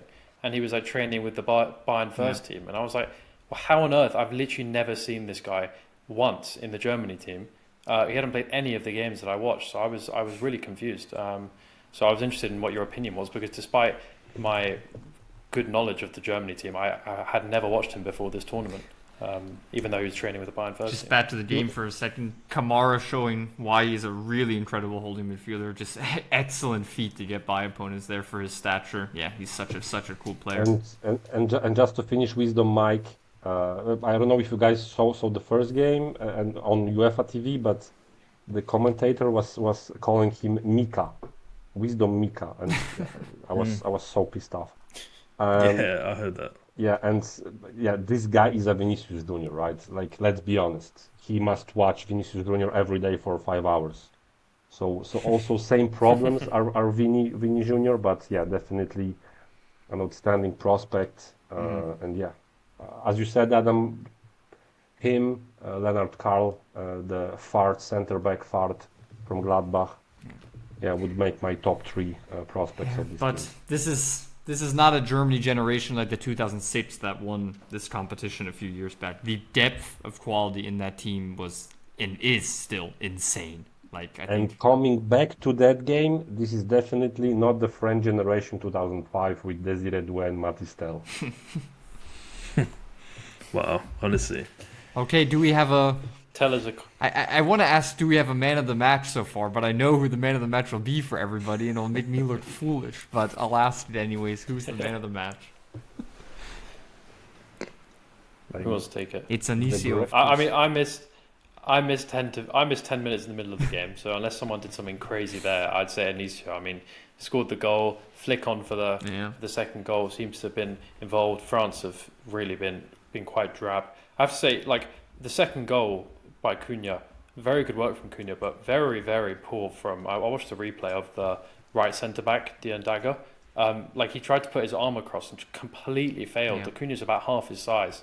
And Cunha had a lot to do to get around him. It was very poor defending. Yeah, Diandaga's He's a such a good 1v1 defender, but like in open spaces, you do see that dynamism is missing a little bit in his game, like turning mobility, hip mobility. This is what Mbemba has. Yeah, But yeah, Yeah, he's so good in those like defending wide areas and Bemba. yeah. He's just there's nothing bad about his game. I can't say anything bad. And also, I the think covering, like his pace and covering the back line, like he was literally on the other side of the pitch for the first game and just covered into the other corner as well. Like honestly, I struggle to find anything he missed. Although to be fair, again on the replay of the Anicio goal, it did seem like he mistimed his header quite badly for. Yeah, and his his aerial ability is not incredible, I would say, and not just because of his Not the height, tallest also his player. timing and technique are a little bit underwhelming. And for me, that first goal is. Yeah. For me, I would say a little bit of an unsung hero right here, Manuel. Like, just the spaces he occupies, he's so hard to pin down because he just goes all over the field. He floats into all these different spaces. And I think the fact that it's also so hard to say, like, who the clear standout is also why Portugal have just been so good this tournament. Because you know for a fact if England was in this tournament winning 2-0, you'd be able to pinpoint exactly who the man of the match is so far because it would be the guy who dribbled 4 people out and put the ball into the top corner. But Portugal are just so much more of a team than any other team in this tournament. Maybe Belgium are also like that, but Belgium also had a little bit of reliance on individuality in the final third that Portugal have a little bit more team work, I would say, to create chances. I was going to say, I think Furtado's been quite good today Yes, as well. of course. He's one of my, when I was trying to choose, I had 2 for each team. I was trying to choose Furtado and Kamara. Those were the other 2 I was thinking of because it's quite similar. He's different, completely different left centre back, but to Mbemba. But I like the risk he takes on the ball. Yeah. I think in the right team, either as a back 3 wide centre back or. You see a lot of teams with the left back where they give him a lot of license coming midfield because his ability on the ball, but it's just like he's almost like a midfielder the way he's taking responsibility. Like he's just constantly asking for the ball, trying to make things happen. Yeah, like you say, back And the one free. thing with him again is his size, probably for me. Yeah. Like it's what we mentioned about Mbemba. He's not the tallest centre back, so Yeah. something that you just have to kind of just wonder if he'll grow. It's nothing you can really guess. I think back free. That's where his future will lie. And yeah, I don't think we've seen any Furtado corner kicks yet, which I'm a little bit disappointed in. But hopefully in the second Well, half, yeah. we'll see one of the in-swinging beauties. He's scored a few crazy free kicks as well, like far out as well. He's Yasid, you're the man of player comparisons. Who's your player comparison? For Furtado, Mm-hmm. I've got one. Yeah, go for them, Ben. For me, Calafiori. Sure. Because of how he carries through midfield and his ability on the ball. But I think his passing range is better than a Calafiori type, personally. But yeah. But you've not this. The only thing with that comparison is you've not seen it as much in this tournament.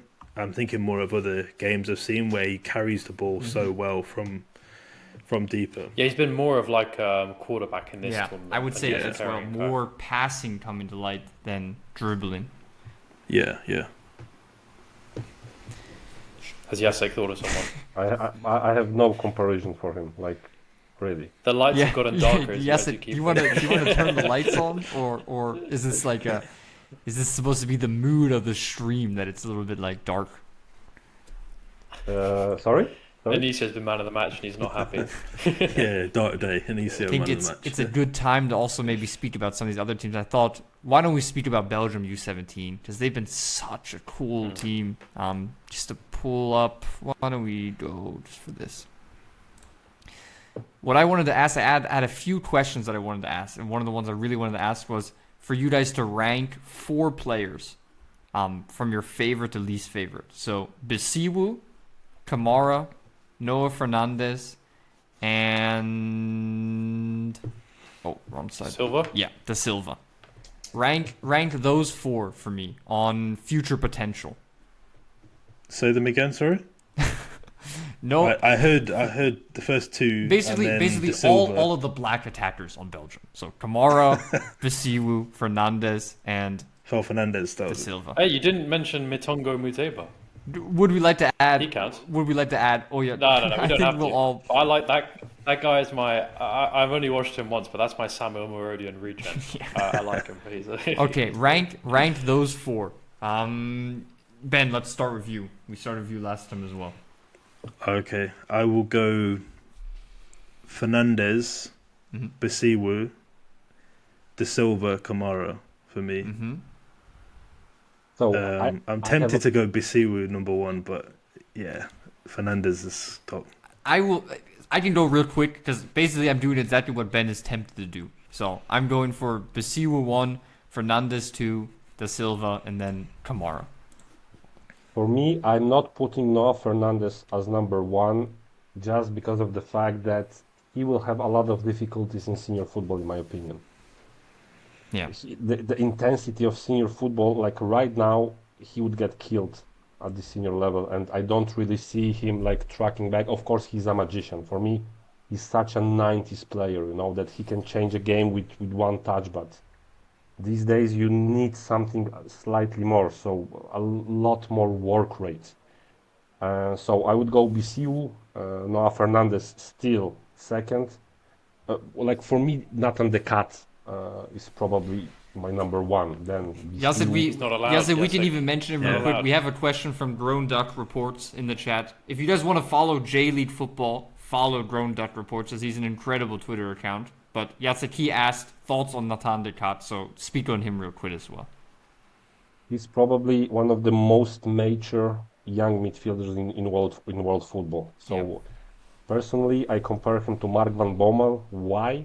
Because Mark van Bommel was always on a certain level. Even if his team was playing bad, Mark van Bommel was doing his job perfectly. So for me, Nathan De Cat is also that. So superb positioning, like physicality also for his age. He already played plenty of games for at a senior level for such a young player. So yeah, I gave him 8.5, and after the tournament, I'm changing it to 9.5 because he is a top That's talent. really high. That's really I would have probably said 8.5 to be honest. I would stick with. I really love his long range passing also. He can really spray balls 50 meters incredibly. Felix, I think we're still waiting for your rankings. Okay, I was going to go on the Dick conversation. I have not watched much of Kamara. That's the only one I haven't watched much of. But I think I agreed with Ben's ranking, which was Fernandez, Bisiwu, Pedri de Silva. But I do get what Jasek's saying. Like of the amount from what I've watched of Fernandez, his athleticism, and his, he's one of those like magic 10 players. That's what he wants to be, right? And if your team caters to that, then he can be that guy. But obviously, if you threw him in first team football right now, he'd really struggle. But just to believe in a bit of talent and a player that has that magic, and I don't know if it's a revolution because they've always been there, but for me, the current revolution of left-footed attacking midfielders, right half space dominators, like I'm just going to back another one. So I'll put him there. But they're all very good. Kamara's the only one I haven't watched too much of. But Kamara underwhelms me a little bit in comparison. He scored 2 goals. Yeah, right? he scored 2 goals and was even in that game by far the worst of his front three. Like he just doesn't have the technical tightness of the other guys. He doesn't have the skillfulness, and especially when you watch him next to Bisiwu. I mean, anybody who thinks that Bisiwu is just an explosive winger who runs by his opponent has just not watched enough of Bisiwu. He is so flamboyant, so much good decision making. Like he has so much skillfulness and trickery.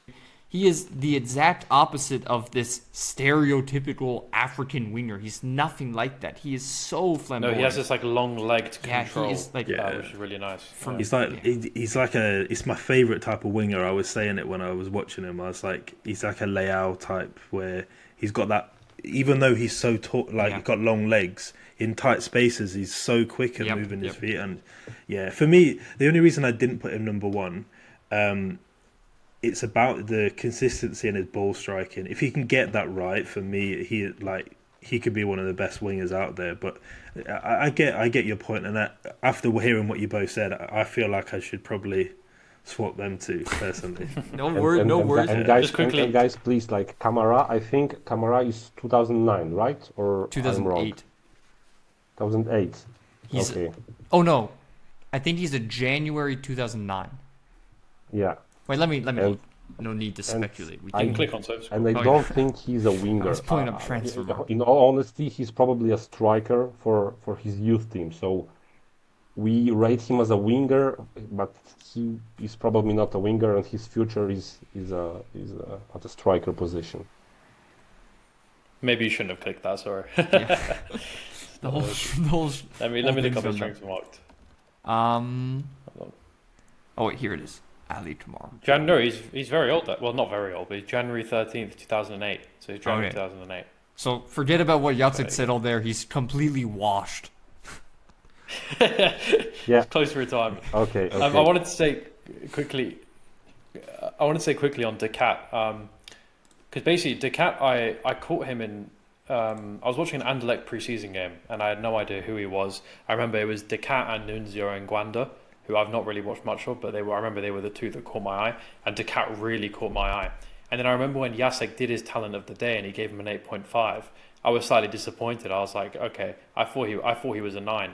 I wouldn't have gone higher than that, but I thought he was a 9. So to hear Jacek say he'd now go up to a 9.5 or something, or like that, makes me happier. So I've not seen him much of this tournament, but I've watched him a decent amount for Anderlecht youth teams. And what's so impressive about him is he's so technically solid that he literally can play any position in the midfield, any of them. And obviously, I prefer him as that deep controller. I think he's really good at receiving off the first line, has so many different ways of breaking down a team, really just high IQ player. But I watched him in one game, and he was literally the attacking midfielder and the outright attacking midfielder. And it's because he could still, those early passes he's using to break lines, he was just as adept at doing that against the last line of defenders and playing someone right through. So it's just sometimes you get these highly technical, high IQ players that show that off by being able to play multiple different roles.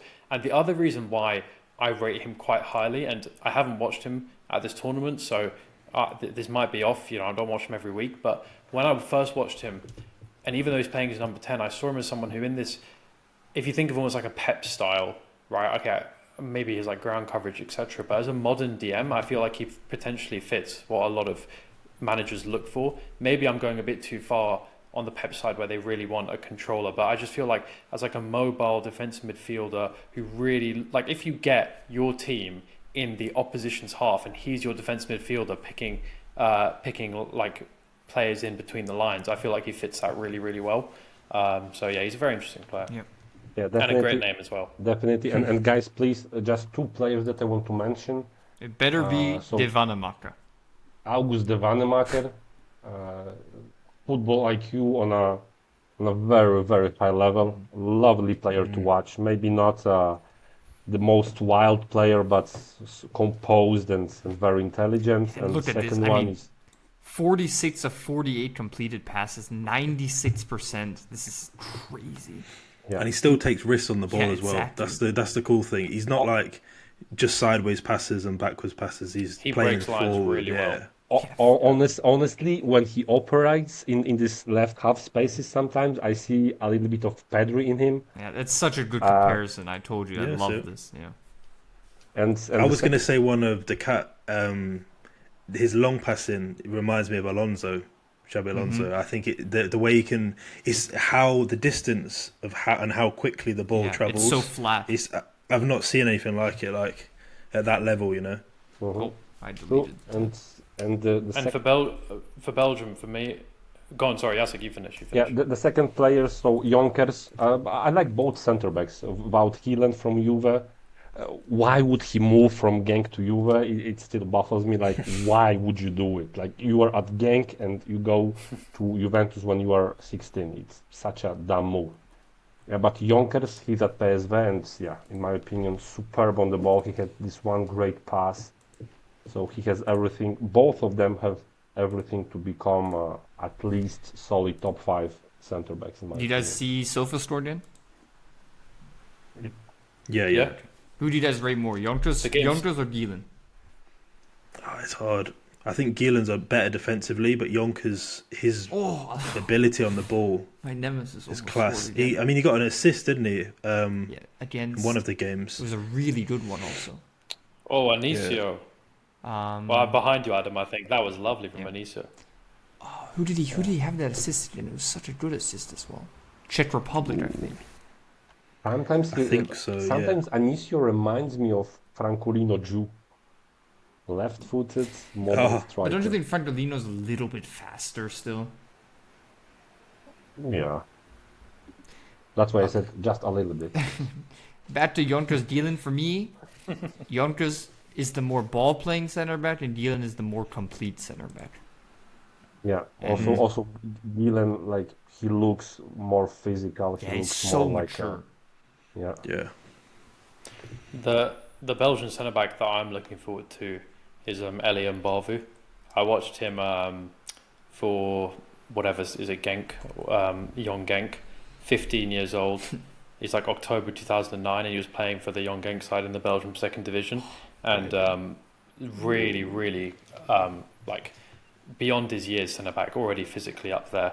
And I think next year he'll make his breakthrough. And the other player who was playing in that game, who played in this tournament, was Luca Broekmans. I'm not sure how he fared in this tournament, but again, when I watched him for Genk, a very impressive player, really tall for his age, really slender to be fair, like quite lanky, but very solid on the ball as well. And I mean, after Genk lose Penders, they have Broekmans, probably not ready yet, but another goalkeeper coming through their ranks. Can you imagine they had Courtois, they had Van der Voort, Penders, and now this Brugmans. Like wow, if Crazy. you are a goalkeeper, It's crazy, it's yeah. really good to be in Genk. Speaking about goalkeepers, we have a question in the chat asking who the best goalkeeper in this year's competition has been. I've changed my mind on this so many times, by the way. I'm curious to hear someone else's opinion on it. For Go on. me, the name's eluding me right now, but I really like Germany's goalkeeper. I thought he had an excellent tournament. Triple? Yeah, I yeah. think it was. And I really like Czech Republic's goalkeeper in the first game, and then he had a bit of a stinker in the second game. So, and the Portuguese goalkeeper I also really, really liked as well, Cunha. So I'm Yeah. gonna go with the Purely on the ball, but the Albania goalkeeper was pretty decent on the ball. In terms of actually saving, I remember him not being particularly good, but he surprised me with his left foot just picking up passes. I'm gonna go with what do we say? Tripoli? Is that his name? I keep forgetting. Triple, something like that. Yeah, I'll go with the Germany goalkeeper for the top goalkeeper. I will go with the Belgian one, Brugmans, that Really? Felix mentioned. Oh, I thought Because he had a I few see really no poor ones. like who will have like the best career, let's Yeah, say. of course. I feel the aura around him. Like I feel a really great aura around him, and Yeah, he I has the mean, charisma. he's good looking. He's the captain. Like he has everything. I think from a visual perspective, where you say this is a top goalkeeper. Adam, in 5 years you will say, as always, yeah, Jacek, I was an idiot. Sorry, you were right. 5 years. It took 30 minutes for me to already look like a fool on this live stream here. So. And Ben, you said you were flip flopping all the time. Who have you landed on? Yeah, 'cause I wasn't sure because I feel like a lot of them are good at one thing and not the best at the other. Mhm. So I agree with what you're saying about Czech Republic's keeper. I think he was really good on the ball. Like he quite surprised me, but shot stopping poor for me. And then I would say as a shot stopper, Cunha for Portugal has been really good. I think I agree. I think the Belgian keeper, yeah, I think he's got the highest ceiling. I think if you look at overall what he's got, and he's really quick off his line as well. He's got like he spreads really quickly, and he's got such a huge presence as well. So I think there was a moment where he misjudged a cross and then still somehow scrambled over insanely fast. Yeah, he's quick for his size. It's scary combo, but I would say Italy's goalkeeper in the last game, Nava, he did really well, and in the shootout, he got close to every penalty. He saved 2, but he got close to all of them. And I liked how quickly he came off his line as well, just like sweeping constantly in that game. So yeah, there's a lot of decent keepers there, but like I was saying, I feel like some of them have good aspects of their game, and the other side not the best. I think while the second half goes on, it's probably good to speak about Italy a little bit as well. I think we haven't touched on them nearly enough. And, I mean, like we said, they were a penalty shootout away from making it to this final. How do you think Italy would have fared against France? Do you think they would have also come out on top? Probably not as much as Portugal, but but still, yeah. Oh. Okay, any names that immediately jump out? Bovio. Adam, I said this to you like privately. I wasn't able to watch Italy at all at this tournament. Yeah, no. So I can't really comment on them. The one that I've watched before, it's the Atalanta midfielder. I don't know how he did at this tournament. Stefanoni or something. Yeah, he was very good when I watched him. And then I've not watched much of him, but that Destiny guy off the bench, he's meant to be quite a good talent, isn't he? The young guy, Elin Mokali. Yeah, he was a little bit underwhelming this tournament, I'll be honest. But yeah, he is okay. From what I've seen. Oh, I don't know. For me, even against Portugal, you see so much. Like the athletic profile is insane, and also technical link-up play in tight spaces. There's really a lot to work with. I think for me, it's that I've seen before, and I think he's really good. Yeah. And I was expecting a bit more from him. This was my first time watching him, so I didn't know the hype. You're talking more performance level, aren't you, Ben? It's in terms of I feel like the system doesn't suit him as well, because he's like a proper winger, but they're playing like 2 strikers.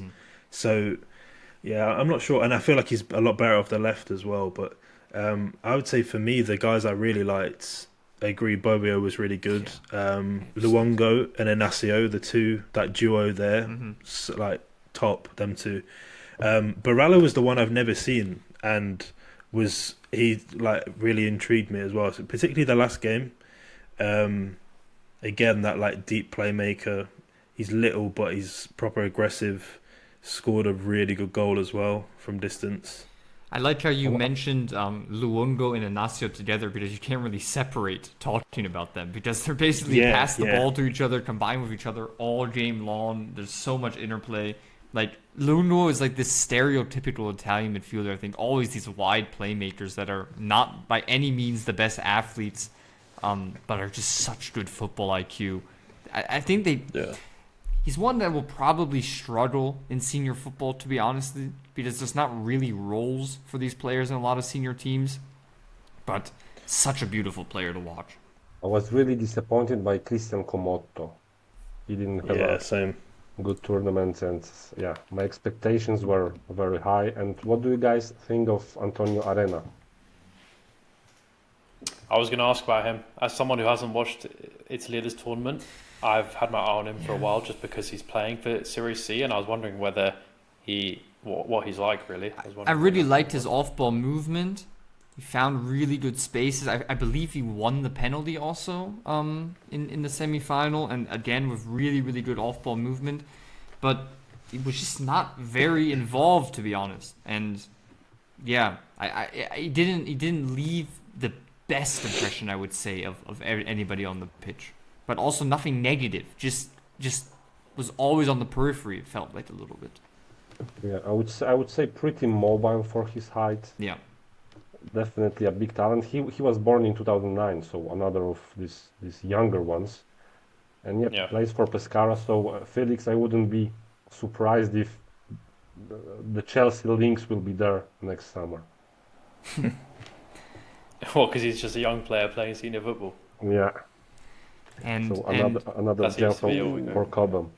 another one I really like is Vincenzo Prisco. He started the opener against Czech Republic as the holding midfielder. Really, really diminutive guy.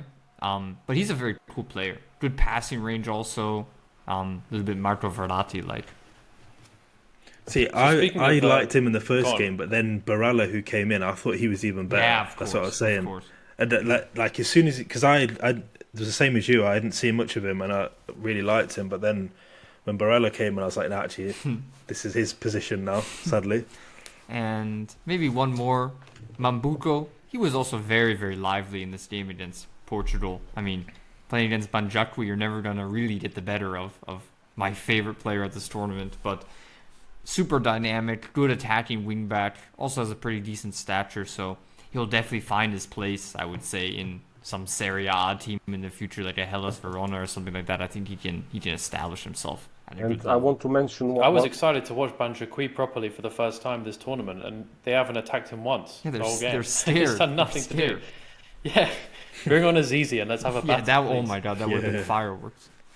And I was ju- going to say and just to Belgium, finish on, 'cause on, we it- see on we- Italy, Sorry. please, just on Italy, Thomas Campagnello, so the striker, he's not your typical big striker from Italy. He actually can do, honestly, he reminds me a bit of Quagliarella, so a player that I used to really like to watch. And plus, I think his mother is Polish, so maybe one day we will see Campagnello replacing Robert Lewandowski for the Polish national team. Quite an odd heat map.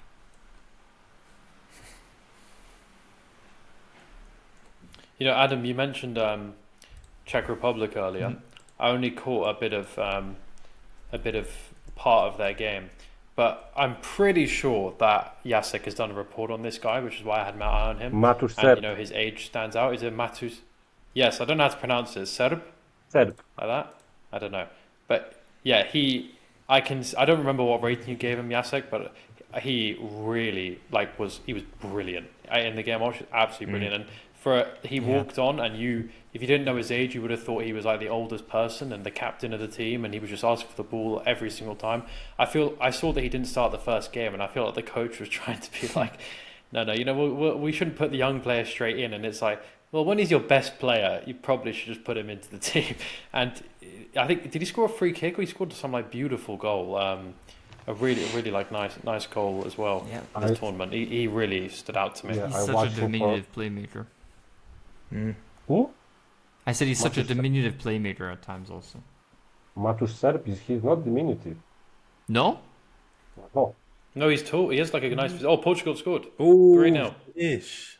Gil Neves, Oh, what a Wendy super sub. Gil Neves. He He just came on. That might be his first touch. Yeah, That is- first touch. Yeah. He's I was saying to someone, he reminds me of Gustavo Sarr. I don't know if you guys, Yeah. if you like Yeah. him. But Similar, like a tall number 10. Yeah, but he's even more technical. Gil Neves Yeah, is yeah. even more technical than Gustavo. Yeah, Sarr. yeah. What do you think his And best his position finishing is? way better. Second striker, maybe. Yeah, Yeah. second striker. I could see him playing in Italy at like Atalanta or someone Yeah. like that. Like In like a front three setup as well, he could do well. Yeah. That's what I like him. forward. I like him I- as I like only- in like a Liverpool front three with super inverted wingers. Inside, yeah, I can see that. I watched the first game and I really liked him, and I was surprised that he dropped out the side.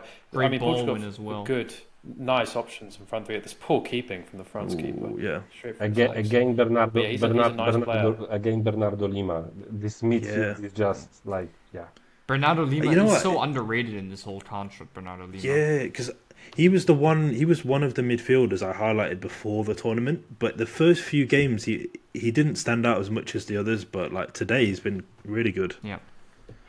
Believe's just come on, by the way. To stay An on own on Czech Republic as well, I really like Peter Podmesil as well.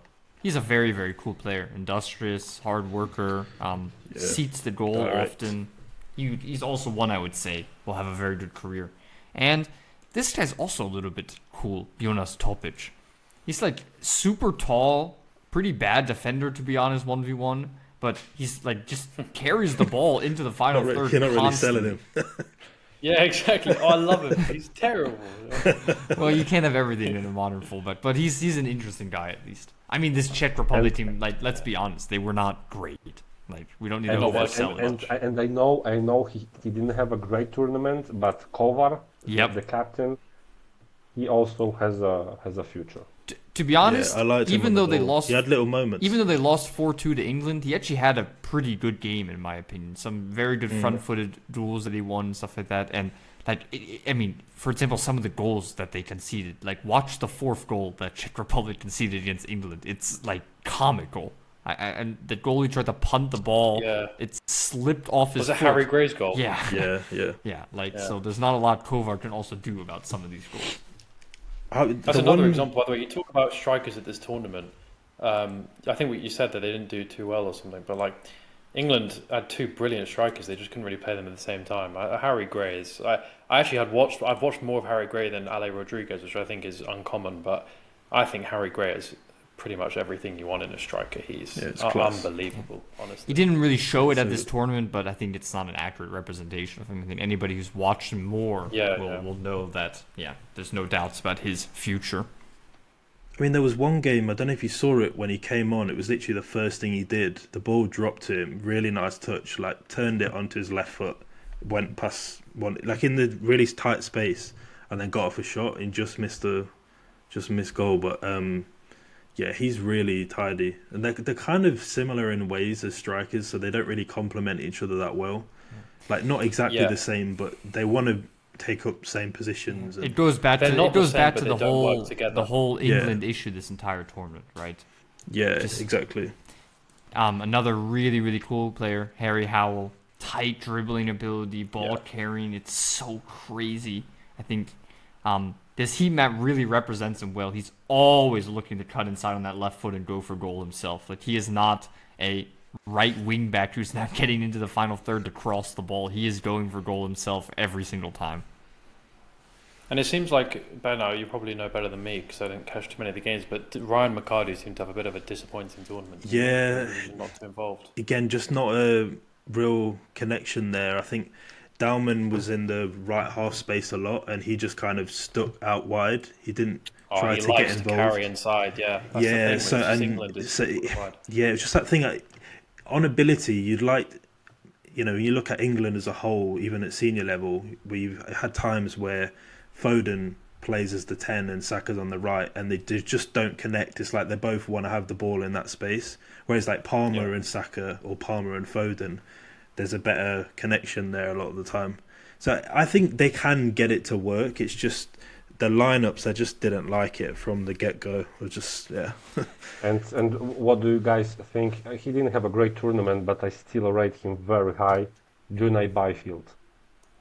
Oh yeah. He's a bit like some of these centre backs here. Some of the stuff he can do on the ball, like, and getting into the box so much on the ball for a centre back. But he's a real, like, although he's not that tall, he's got such a presence. Like, he's so physical. Yeah. He's a decent height, isn't he? I thought. Yeah, no, he's I think very he's physical, at least. Yeah, I think he's 6'1", 6'2", maybe. Well, that's the thing for his age group. For this age group, I felt like he did sometimes stand out against some of the winners. It was my first watch of him this tournament, but he really impressed me. Another one who really showed in flashes. Please, can they stop playing Regan Heskey as a winger?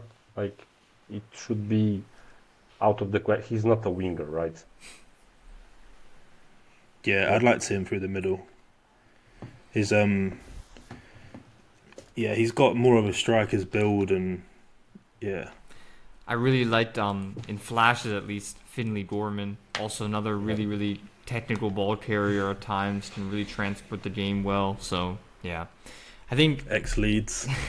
I think there's no need to worry about the talent in England after this tournament. It's more so about actually getting all this talent to work together, and I think that's something that you have from the first team all the way down throughout these youth age groups, actually finding the right framework. I have a bit of confidence in Tuchel to do that, because I think he's not going to be too bothered about having the best talents in the world. He's going to have his system, and Yeah. If the players fit into it, they do or not. Like, I feel like he could be a good addition because I think there's always a benefit to letting players have freedom, especially with all this this modern tactical revolution. And then there's just literally having no plan and letting them just run wild. Like, it doesn't work at the end of the day. When- You need to have some sort of we- system. we have- when I made a post about England, and I said that so much talent and they are going home, and people started telling me, yeah, so maybe you're overhyping them. Maybe they're not that great, but honestly, they are. They are Yeah. all top talents. It just, it just doesn't work together, but really, Finley, Gorman, and all the others, they are brilliant prospects. We have a question also from the chat again about Axel Top, who just went to Bayer Leverkusen. So feel free to jump in on that. Is that official? I think so. I'm not sure. But No, I'm not sure, but there's been links. There's been strong links, so either way. And we're at 14,000 viewers live right now as well. So thanks for keep coming in. That's great. Even though the game has died off a bit, I would say, people are still enjoying it. And an interesting player coming on now, Ricardo Neto. He had a really, really good opening game of the tournament and then never really played again for some reason. Another insane center back that is at this tournament. So yeah, another cool player, I think, who somehow really didn't get the chances he could have deserved. Is he the right centre Yeah. back? yeah, Yeah, he's decent. He's not. I don't like his style of centre back, to be honest. He's a bit dingly dangly kind of guy. But he can, yeah, like I don't like these he brings obviously with his physical ability and obviously can mould into more of building a bit more strength into him. But yeah, I think obviously not that you didn't, but I prefer the left centre back much more than the right centre back, which Jacek, But they complement Axel each Top or anybody, feel free to jump in on that for a second. Mhm. Yeah, Yeah. I'll go. Go on, Ben. I'll go after you. I really like him I've watched quite a bit of PSG's under 19s. And first, he's not a centre back for me. Like he's a midfielder that's moved into centre back. The way he carries the ball out of defence, his quality. Like it's again like David Bolly or Bolly. Mm-hmm. The way they can just take out a few players out of the game through their ball carrying is just scary. So I'm interested to see what they do with him, whether they play him as like a wide centre back in the three, or does he play right back, or does he move into midfield as like a DM? But yeah, it'd be interesting to see where he plays with Leverkusen, because they're obviously a good team. Yeah, I think. Yeah, I mean that surprises me because often, like when you've just seen a player in only one position, you don't really think about whether he'd fit in other positions. So I've only seen Tape as a centre back. He caught my eye in the youth league. What you said is like, there's only one attribute you need to talk about with him, which is his carrying. It is truly ridiculous how he can just slice through a team. And like, there's carrying, and then there's like consistency of carrying, because a lot of modern managers, like at top teams, they don't want you to take that risk of carrying. A lot of centre backs, I feel like they're kind of limited sometimes with their carrying, but he's very consistent with his ability to break through teams. For me, like, I've not seen him in midfield, so I can't really comment. I feel like it would. I see him basically as like a pretty much perfect fit, which is why Leverkusen makes sense to me. Although they might switch system as a right centre back in a three, I feel like that's his perfect position for him. It gives him a bit more cover when he goes in his carries. That wide centre back profile opens up the channels to move into. So I think obviously Leverkusen could switch up their system after Alonso, but I feel like it makes a lot of sense to me. And also like his pace and covering in quite an open league as well in the Bundesliga makes sense as well. So yeah, I think he'd fit that quite well. By the way, guys, Ilyas Azizi is on the pitch. He's been on it for almost 10 minutes, Jacek, and done nothing. Terrible player. Yeah, yeah. I don't think we mentioned that, Maybe but he's too it's injured. probably a desperation from France. Like, yeah, okay. The And- last Yeah, chance. hell- Let's hope it doesn't lead to And some just, injury just for to nothing. end on top, it feels quite similar to what Leverkusen actually wanted to do with Belocion last season. Another of these, theoretically center backs, but also can play as a wing back, super ball playing abilities. So it's unfortunate that he basically missed the whole season with a knee injury. But having Tape and Ooh. Belocion together can really allow you to do some crazy overlapping center back stuff or do some dynamic things. So I hope that Ten Hag doesn't switch to the back four and stays with the back three. Another good chance Of course, there. we've got Ten Hag. I forgot about that. Yeah. Oh, never mind. Same. I was thinking, what will they do after Alonso? As if they didn't have a manager. Like, I completely forgot one. This is why we're seeing the mass exodus of players also now that they've hired Ten Hag. Nobody wants a piece of that. But let's not forget that Erik ten Hag is not that bad of a coach. Yes, of course. He just of course. doesn't have the cojones to Anyone coach at Manchester United just deserves a lot of slack. Yeah. Immediately, like, Yeah. He doesn't have the ability to What a coach a terrible huge environment. club, but he's still a great tactician, and he's like Peter Bosch a little bit, you Yeah. know. That's exactly what I was going to say as well. And Peter Bosch is even worse. Peter Bosch has even smaller cojones. Yeah. Listen, I know I'm a Chelsea fan, and I feel like we're usually people's like first example of this. But if I was advising a young player, like the first club I would say, do not go to this club is Manchester United, and that is like genuinely irrespective of their current form.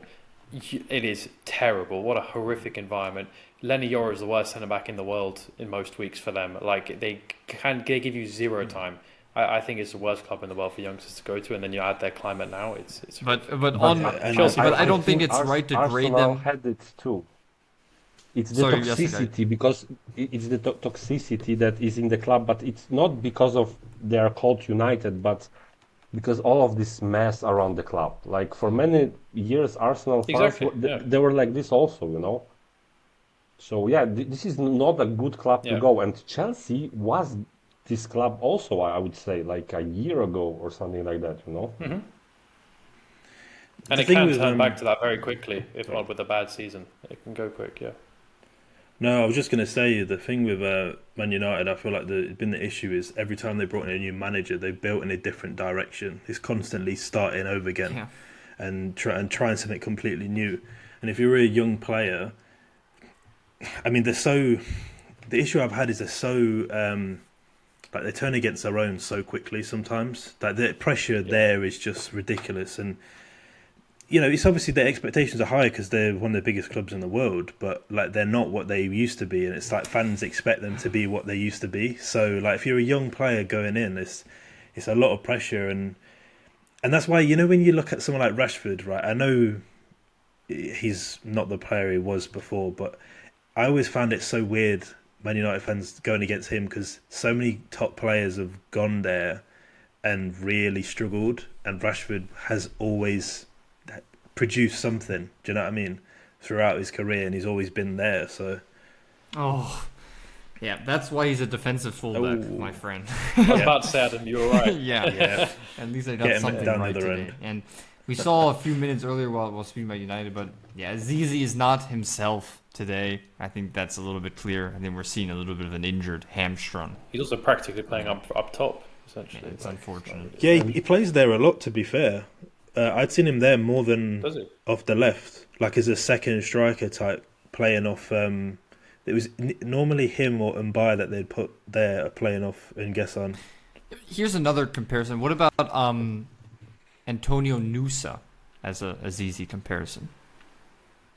I don't see Antonio Nusa. I feel like Antonio Nusa is more of like a touchline, long-legged winger, Yeah. and I feel like Azizi Antonio likes to Nusa- drive through Stay the with middle, Ben more Seguir, technical then. ability. Not yet.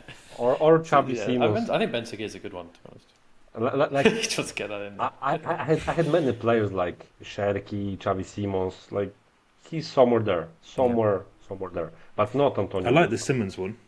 I like the Simmons I one agree with because Simmons, yeah. the one thing I do like about him that is different, that you're not seeing again in this tournament, but when he's played a bit more central, getting in the pockets and also actually running the channels, even though he's not a striker, like he's so good at creating the space for everyone else. Or there's a couple of times when I've been like, I watched him, you know, when you watch a player and they're holding on to the ball quite a lot, and I was like, oh, he's holding on to a bit too long here. But then he pulled the defender away and then played this through ball, and I was like, okay, my bad. Yeah. Do you know what I mean? Like I didn't see what he was doing until after. It looks so selfish, but it's all calculated in his mind that he Yeah. wants to draw players onto him. That's another miscalculated header from Mbemba. Yeah. I'm noticing now. He's got one weakness. Kryptonite. But again, if you put him as a left back or a wide centre back in a 3, that's not going to be as much of an issue. For me, it's a wide center back. No, it won't be. But also, I just feel like wide centre back is the ideal profile now. But I also think that aerial ability is. I mean, obviously, depending on height. I'm saying if he grows, I feel like aerial ability is a very coachable thing. I think it's just something that people just get wrong. They don't focus on, and it's not. I don't think it's that hard to track a ball in the air. They just don't set themselves up for it well. And most centre backs who just actually use their arms do just come out on top as long as you aren't tiny. So I don't see it as a. Bitola's coming on, I think. Masterclass pending. How is he underage when he's like? He's like the biggest striker there, honestly. He's another City group as well. Yeah, and let's be honest, Adam, Remy Iber. For me, he didn't show a lot at this tournament. Yeah, he's at the moment in his career, he's more enjoyable than he is actually execution and output. I think Sana Kamara just came on. Adam, you said he had a good Yeah, game, he had right? a really showed also off the bench some excellent long range passes. Yeah. Could really actually open up. I'm the surprised game. they didn't bring Batola on earlier on. Like they have nothing to lose here. I mean, I'm surprised they don't made play the as sub. much. They made the first subs in the 60th minute, which was pretty crazy. I mean, Yeah. Portugal made a triple sub before France made a single sub.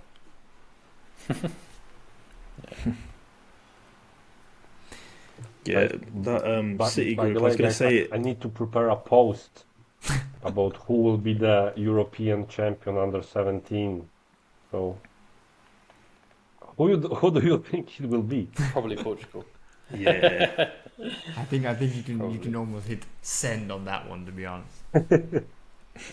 If we're going for player of the tournament, then who would you guys go for? It's tough. Benicio. I would give it to Rafael Quintas. Yeah, I agree. Yeah, it's one of those, even this game today, he doesn't get the headlines, but he's at the beginning of every single move. Yeah. That's why, for me, he's like, he makes the whole team tick, So I might agree there, to be fair. Yeah, I think him and Lima are like the unsung heroes in this whole thing, and Lima even more unsung than Quintas, to be honest. But we can laugh. But I Furtado free wouldn't be kick, surprised I if think. UEFA gives it to Anicio. Really, like Stop. I have seen choices like Yeah, that they want that many strike. times They in want the a goal past. scorer or something. Yeah, they do favour that, don't they? Yeah. There's a good ball from Bit the off, left bit side. offsides, to be honest. You know what I would say? That one player who's been the clear standout in their position is Banjaki. Yeah, that's For me, he's the only one that I'm like, in his position, he's the clear number one.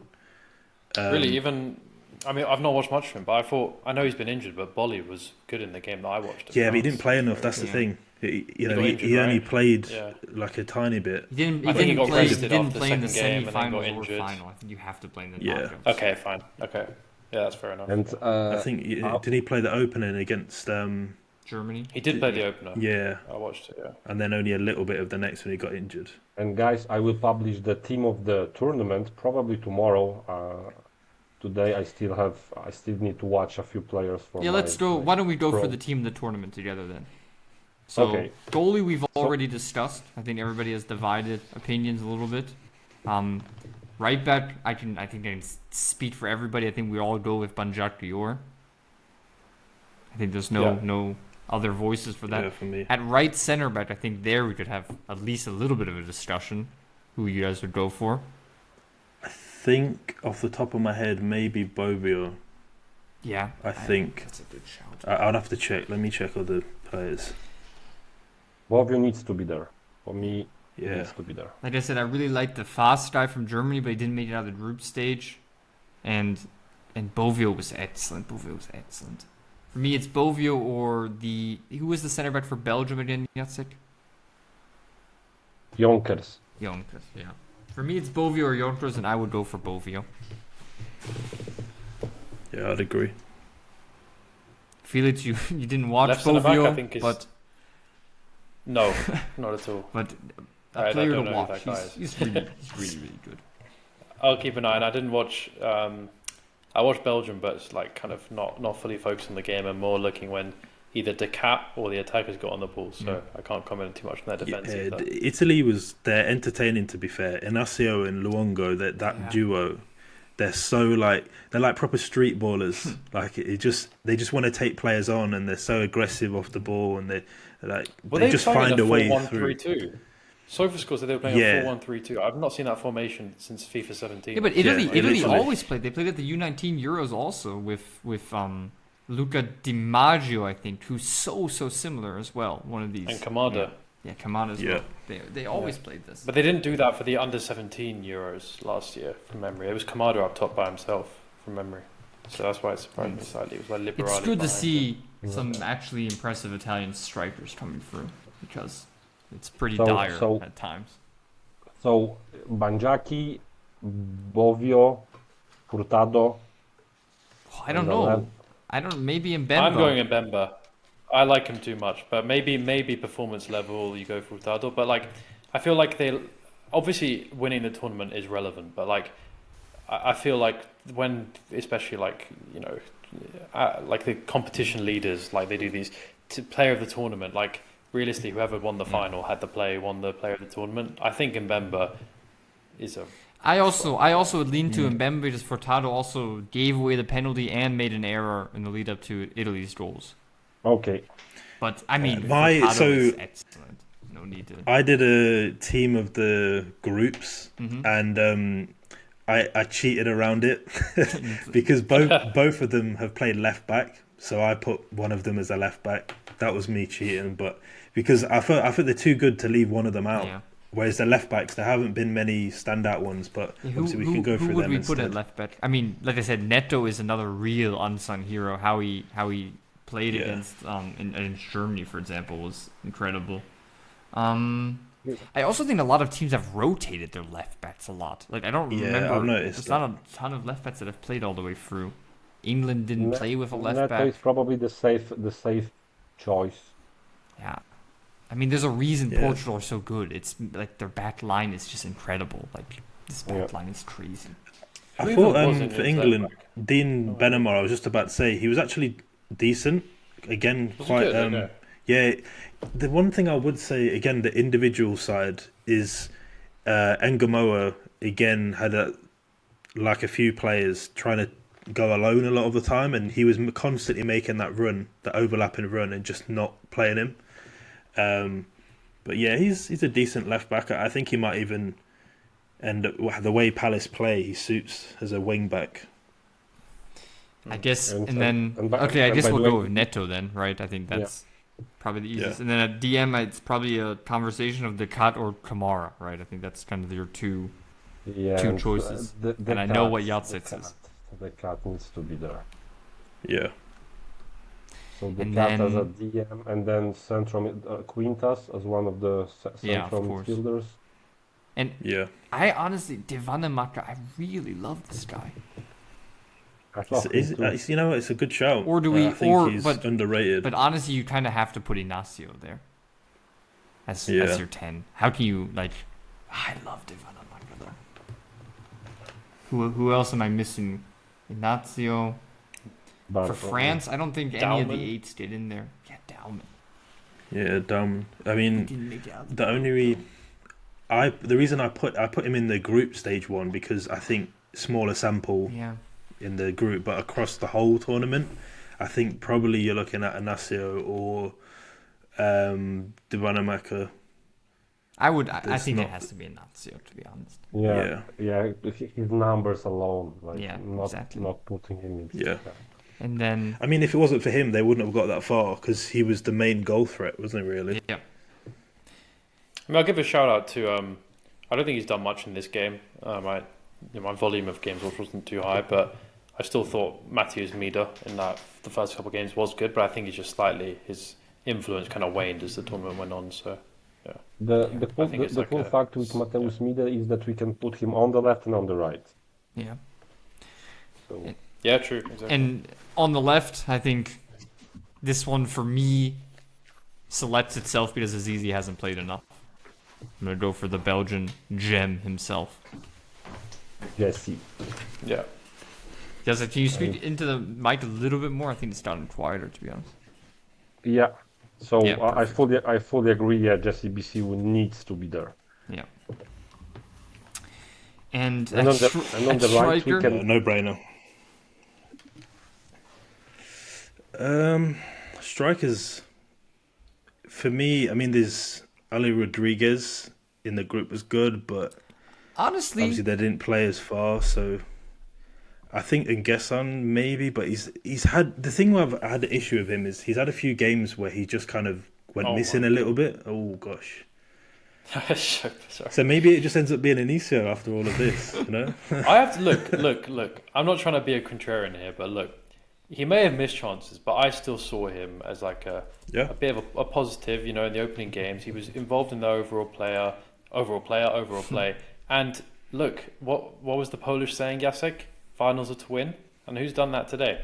Yep, Anicio. that's true. And Can we- Adam, do you agree with Anicio? Do you agree or not? no, because So I think- Anicio it is, guys. Anicio it is then. can we not cheat and put Samuel Inacio as striker? I think that's, Or is that too Cheating much doing that, I cheating? think. And if we can't do that, I want to give my Albanian a shout out. Oh, come on. Okay. Even though, I love the guy, but even though he exited the tournament with a 12-0 goal difference, he's my striker of the tournament. I love the guy. We all loved him. But like, if you're gonna pick someone who's in the group stage, you might as well go Ale Rodriguez at that No, point. fine. I think we'll put the final MVP in there, and then right wing, the final position. Mateusz Mide. Yeah. I'm trying to think. Shoehorn him Anyone in. else? I think there weren't Yeah, I mean, actually 'cause that. Belgium didn't. Ali Kamara. I wasn't a huge fan of Ali Kamara, to be honest. I really. No, I wasn't exactly, and they didn't have anyone else. Me neither, yeah. France, they were rotating as There's well. Matondo. No, there's was Matondo, but I quite good, refuse- He I didn't play refuse- enough games. I refuse to put him in as a winger, even though he plays winger the Yeah. whole time. I refuse to put him in as a right winger in a 4-3. Oh, Ooh, good hit. Ooh, Was that Imad? I think so. yeah. He's going to be interesting because Saint-Etienne got relegated, so he should get good game time. Yeah, that's what I was saying to someone. I think he'll play quite a lot. Oh, good hit. He had the Swaz Lynch on that. Yeah. You've not seen much of him, but I really like him. Such a I really like him juicy as well. shot. Juicy shot. I think it's one of those where you really have to pay attention to him in this team. But if you do pay attention to him, you see that he actually has a lot more influence than you would just kind of watching 22 players on the pitch. Yeah, his tackling's really good as well. He's had a few. He's just like this stereo. Like he just has that French frame for a midfielder that's so in demand. But they all do. This France on 17's team, for some reason, has a lot of. It's just big it's midfielders. France. Like it's just France. Yeah. He has the body of Yusuf Fofana, that's for sure. Somebody questioned our lineup to say that we have no German in there. But to be honest, what German gets into They this were team? terrible. Yeah. Honestly, I'm not sure if we should include players from teams that didn't make it out of the group stages. Who do we include that didn't make it out? Yeah, of the I don't know if we did we? Yeah. No, we didn't. Yeah. But if we're talking about, Except for Adam wanting to put colour in there. well, yeah, I definitely included one. But if we had to say the MVP that didn't make it out of the group stage, it would be Matt Stallman. Or I think that's pretty clear.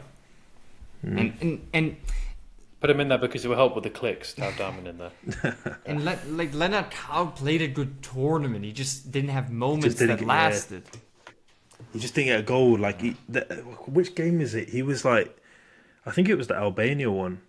He could have literally had a hat trick that game. He was so good. And the But Portugal it's just the final. one, he did get nullified by Neto. That is true. Yeah. But also, yeah, and the game I watched the most was the France game, and he was just. Obviously, there was a lot of stuff with the red card and stuff, but he was just completely kind of frozen out of it. Yeah. It's a shame. There are too many games like that, so. Yeah, I don't think it's his fault, but Yeah, there's just no like we spoke about it earlier, but there's just there's no help, to be honest, in creative areas in this German team. Especially in the France one, just Mensa wasn't playing. Who can alleviate? Oh my god. And Bemba. Bemba's doing it all on his That's what he own now. does. He said, I've had He's like, enough. forget you Nice guys. from Nguesso. That Nice. was lovely from Nguesso. So that's what I mean. He's got little moments like that. Who's the 19 there? Is that Sané Kamara? Kamara, yeah. Yeah, okay. 5 minutes added time. It's a little. Yeah, I mean, in this final, like they really just lacked any threat fronts. Like they just have zero wingers. Do you remember Nguesso's any? up top by I himself. mean, they just hit the post, but like any real lasting chances while this game was still a not contest? really. And it's what I mentioned like early in the game about like at least in the early games they had Bolly who could just completely just make these blasting runs you could never. Yeah, see but coming. let's be honest. I mean, was the performance against Belgium any better? Not really. No. The thing is, I don't like their setup. It's very defensive. You think their midfield is 4 centre midfielders, basically. So I said the Brexit lovers should join France. Yeah, That's what I but said. they should have, if they had gone for more of a 4-3-3, and even like players like Himber and trying to think who else they've got on the bench, like who are actual wingers. If they had played a front three, I think they'd have done a lot better. Yeah, I would have liked to see Sana Kamara also get into this side a bit more. Honestly, I can Why bet didn't that buy Mr. Tournament? the coach is a good friend of Didier Deschamps, so it's not really champagne football. Yeah. And yeah, It kind of relies on someone to go against the grain a little bit and just produce a moment if they're going to win a game, and that's basically the only reason they went through the last one. Yeah, let's be honest, guys. The past 24 hours were not great time for finals. Yeah, that's true. Dash Master, who asked us about the German, he says that we should have given a shout to guys like Triple, Valifard, or Wisdom Might. But I think we did, to be honest. Valifard, we all recognized. Triple, we all recognized. And Wisdom Might, he had an excellent game against Albania, but also he was pretty poor against Portugal, to be honest. He was super brave, courageous. They have a lot on of the these ball, players. But, They have a lot of these players that have a bit like we mentioned Kaba. Jesus the Christ, strengths and and Bemba the discovering. Both of them, the two of them. Yeah, I was focusing on the attacker. Yeah. That is Wow, proper battle here. Yeah, they got to be in defence. Them two. They're the two obvious ones. Yeah. I think it's more so a thing of the other players have just been so good rather than those three mentioned have been poor. Even though I do think that... Pemba is literally doing the whole thing himself. Sorry. Even though I do think that Triple could be a shout at goalkeeper, personally. Yeah, what I was saying was I feel like Germany do have a lot of these players that just have like caveats with all of them. Like they have a lot of nice stuff and not quite there. Like I even think like I don't think he's a brilliant player, but I think like Salvatore Muller I think has something to him, has a bit of flair, has directness. But just then again, like there's no creativity with him, and like he's a bit Just get to the touchline, cutback. uncoordinated with.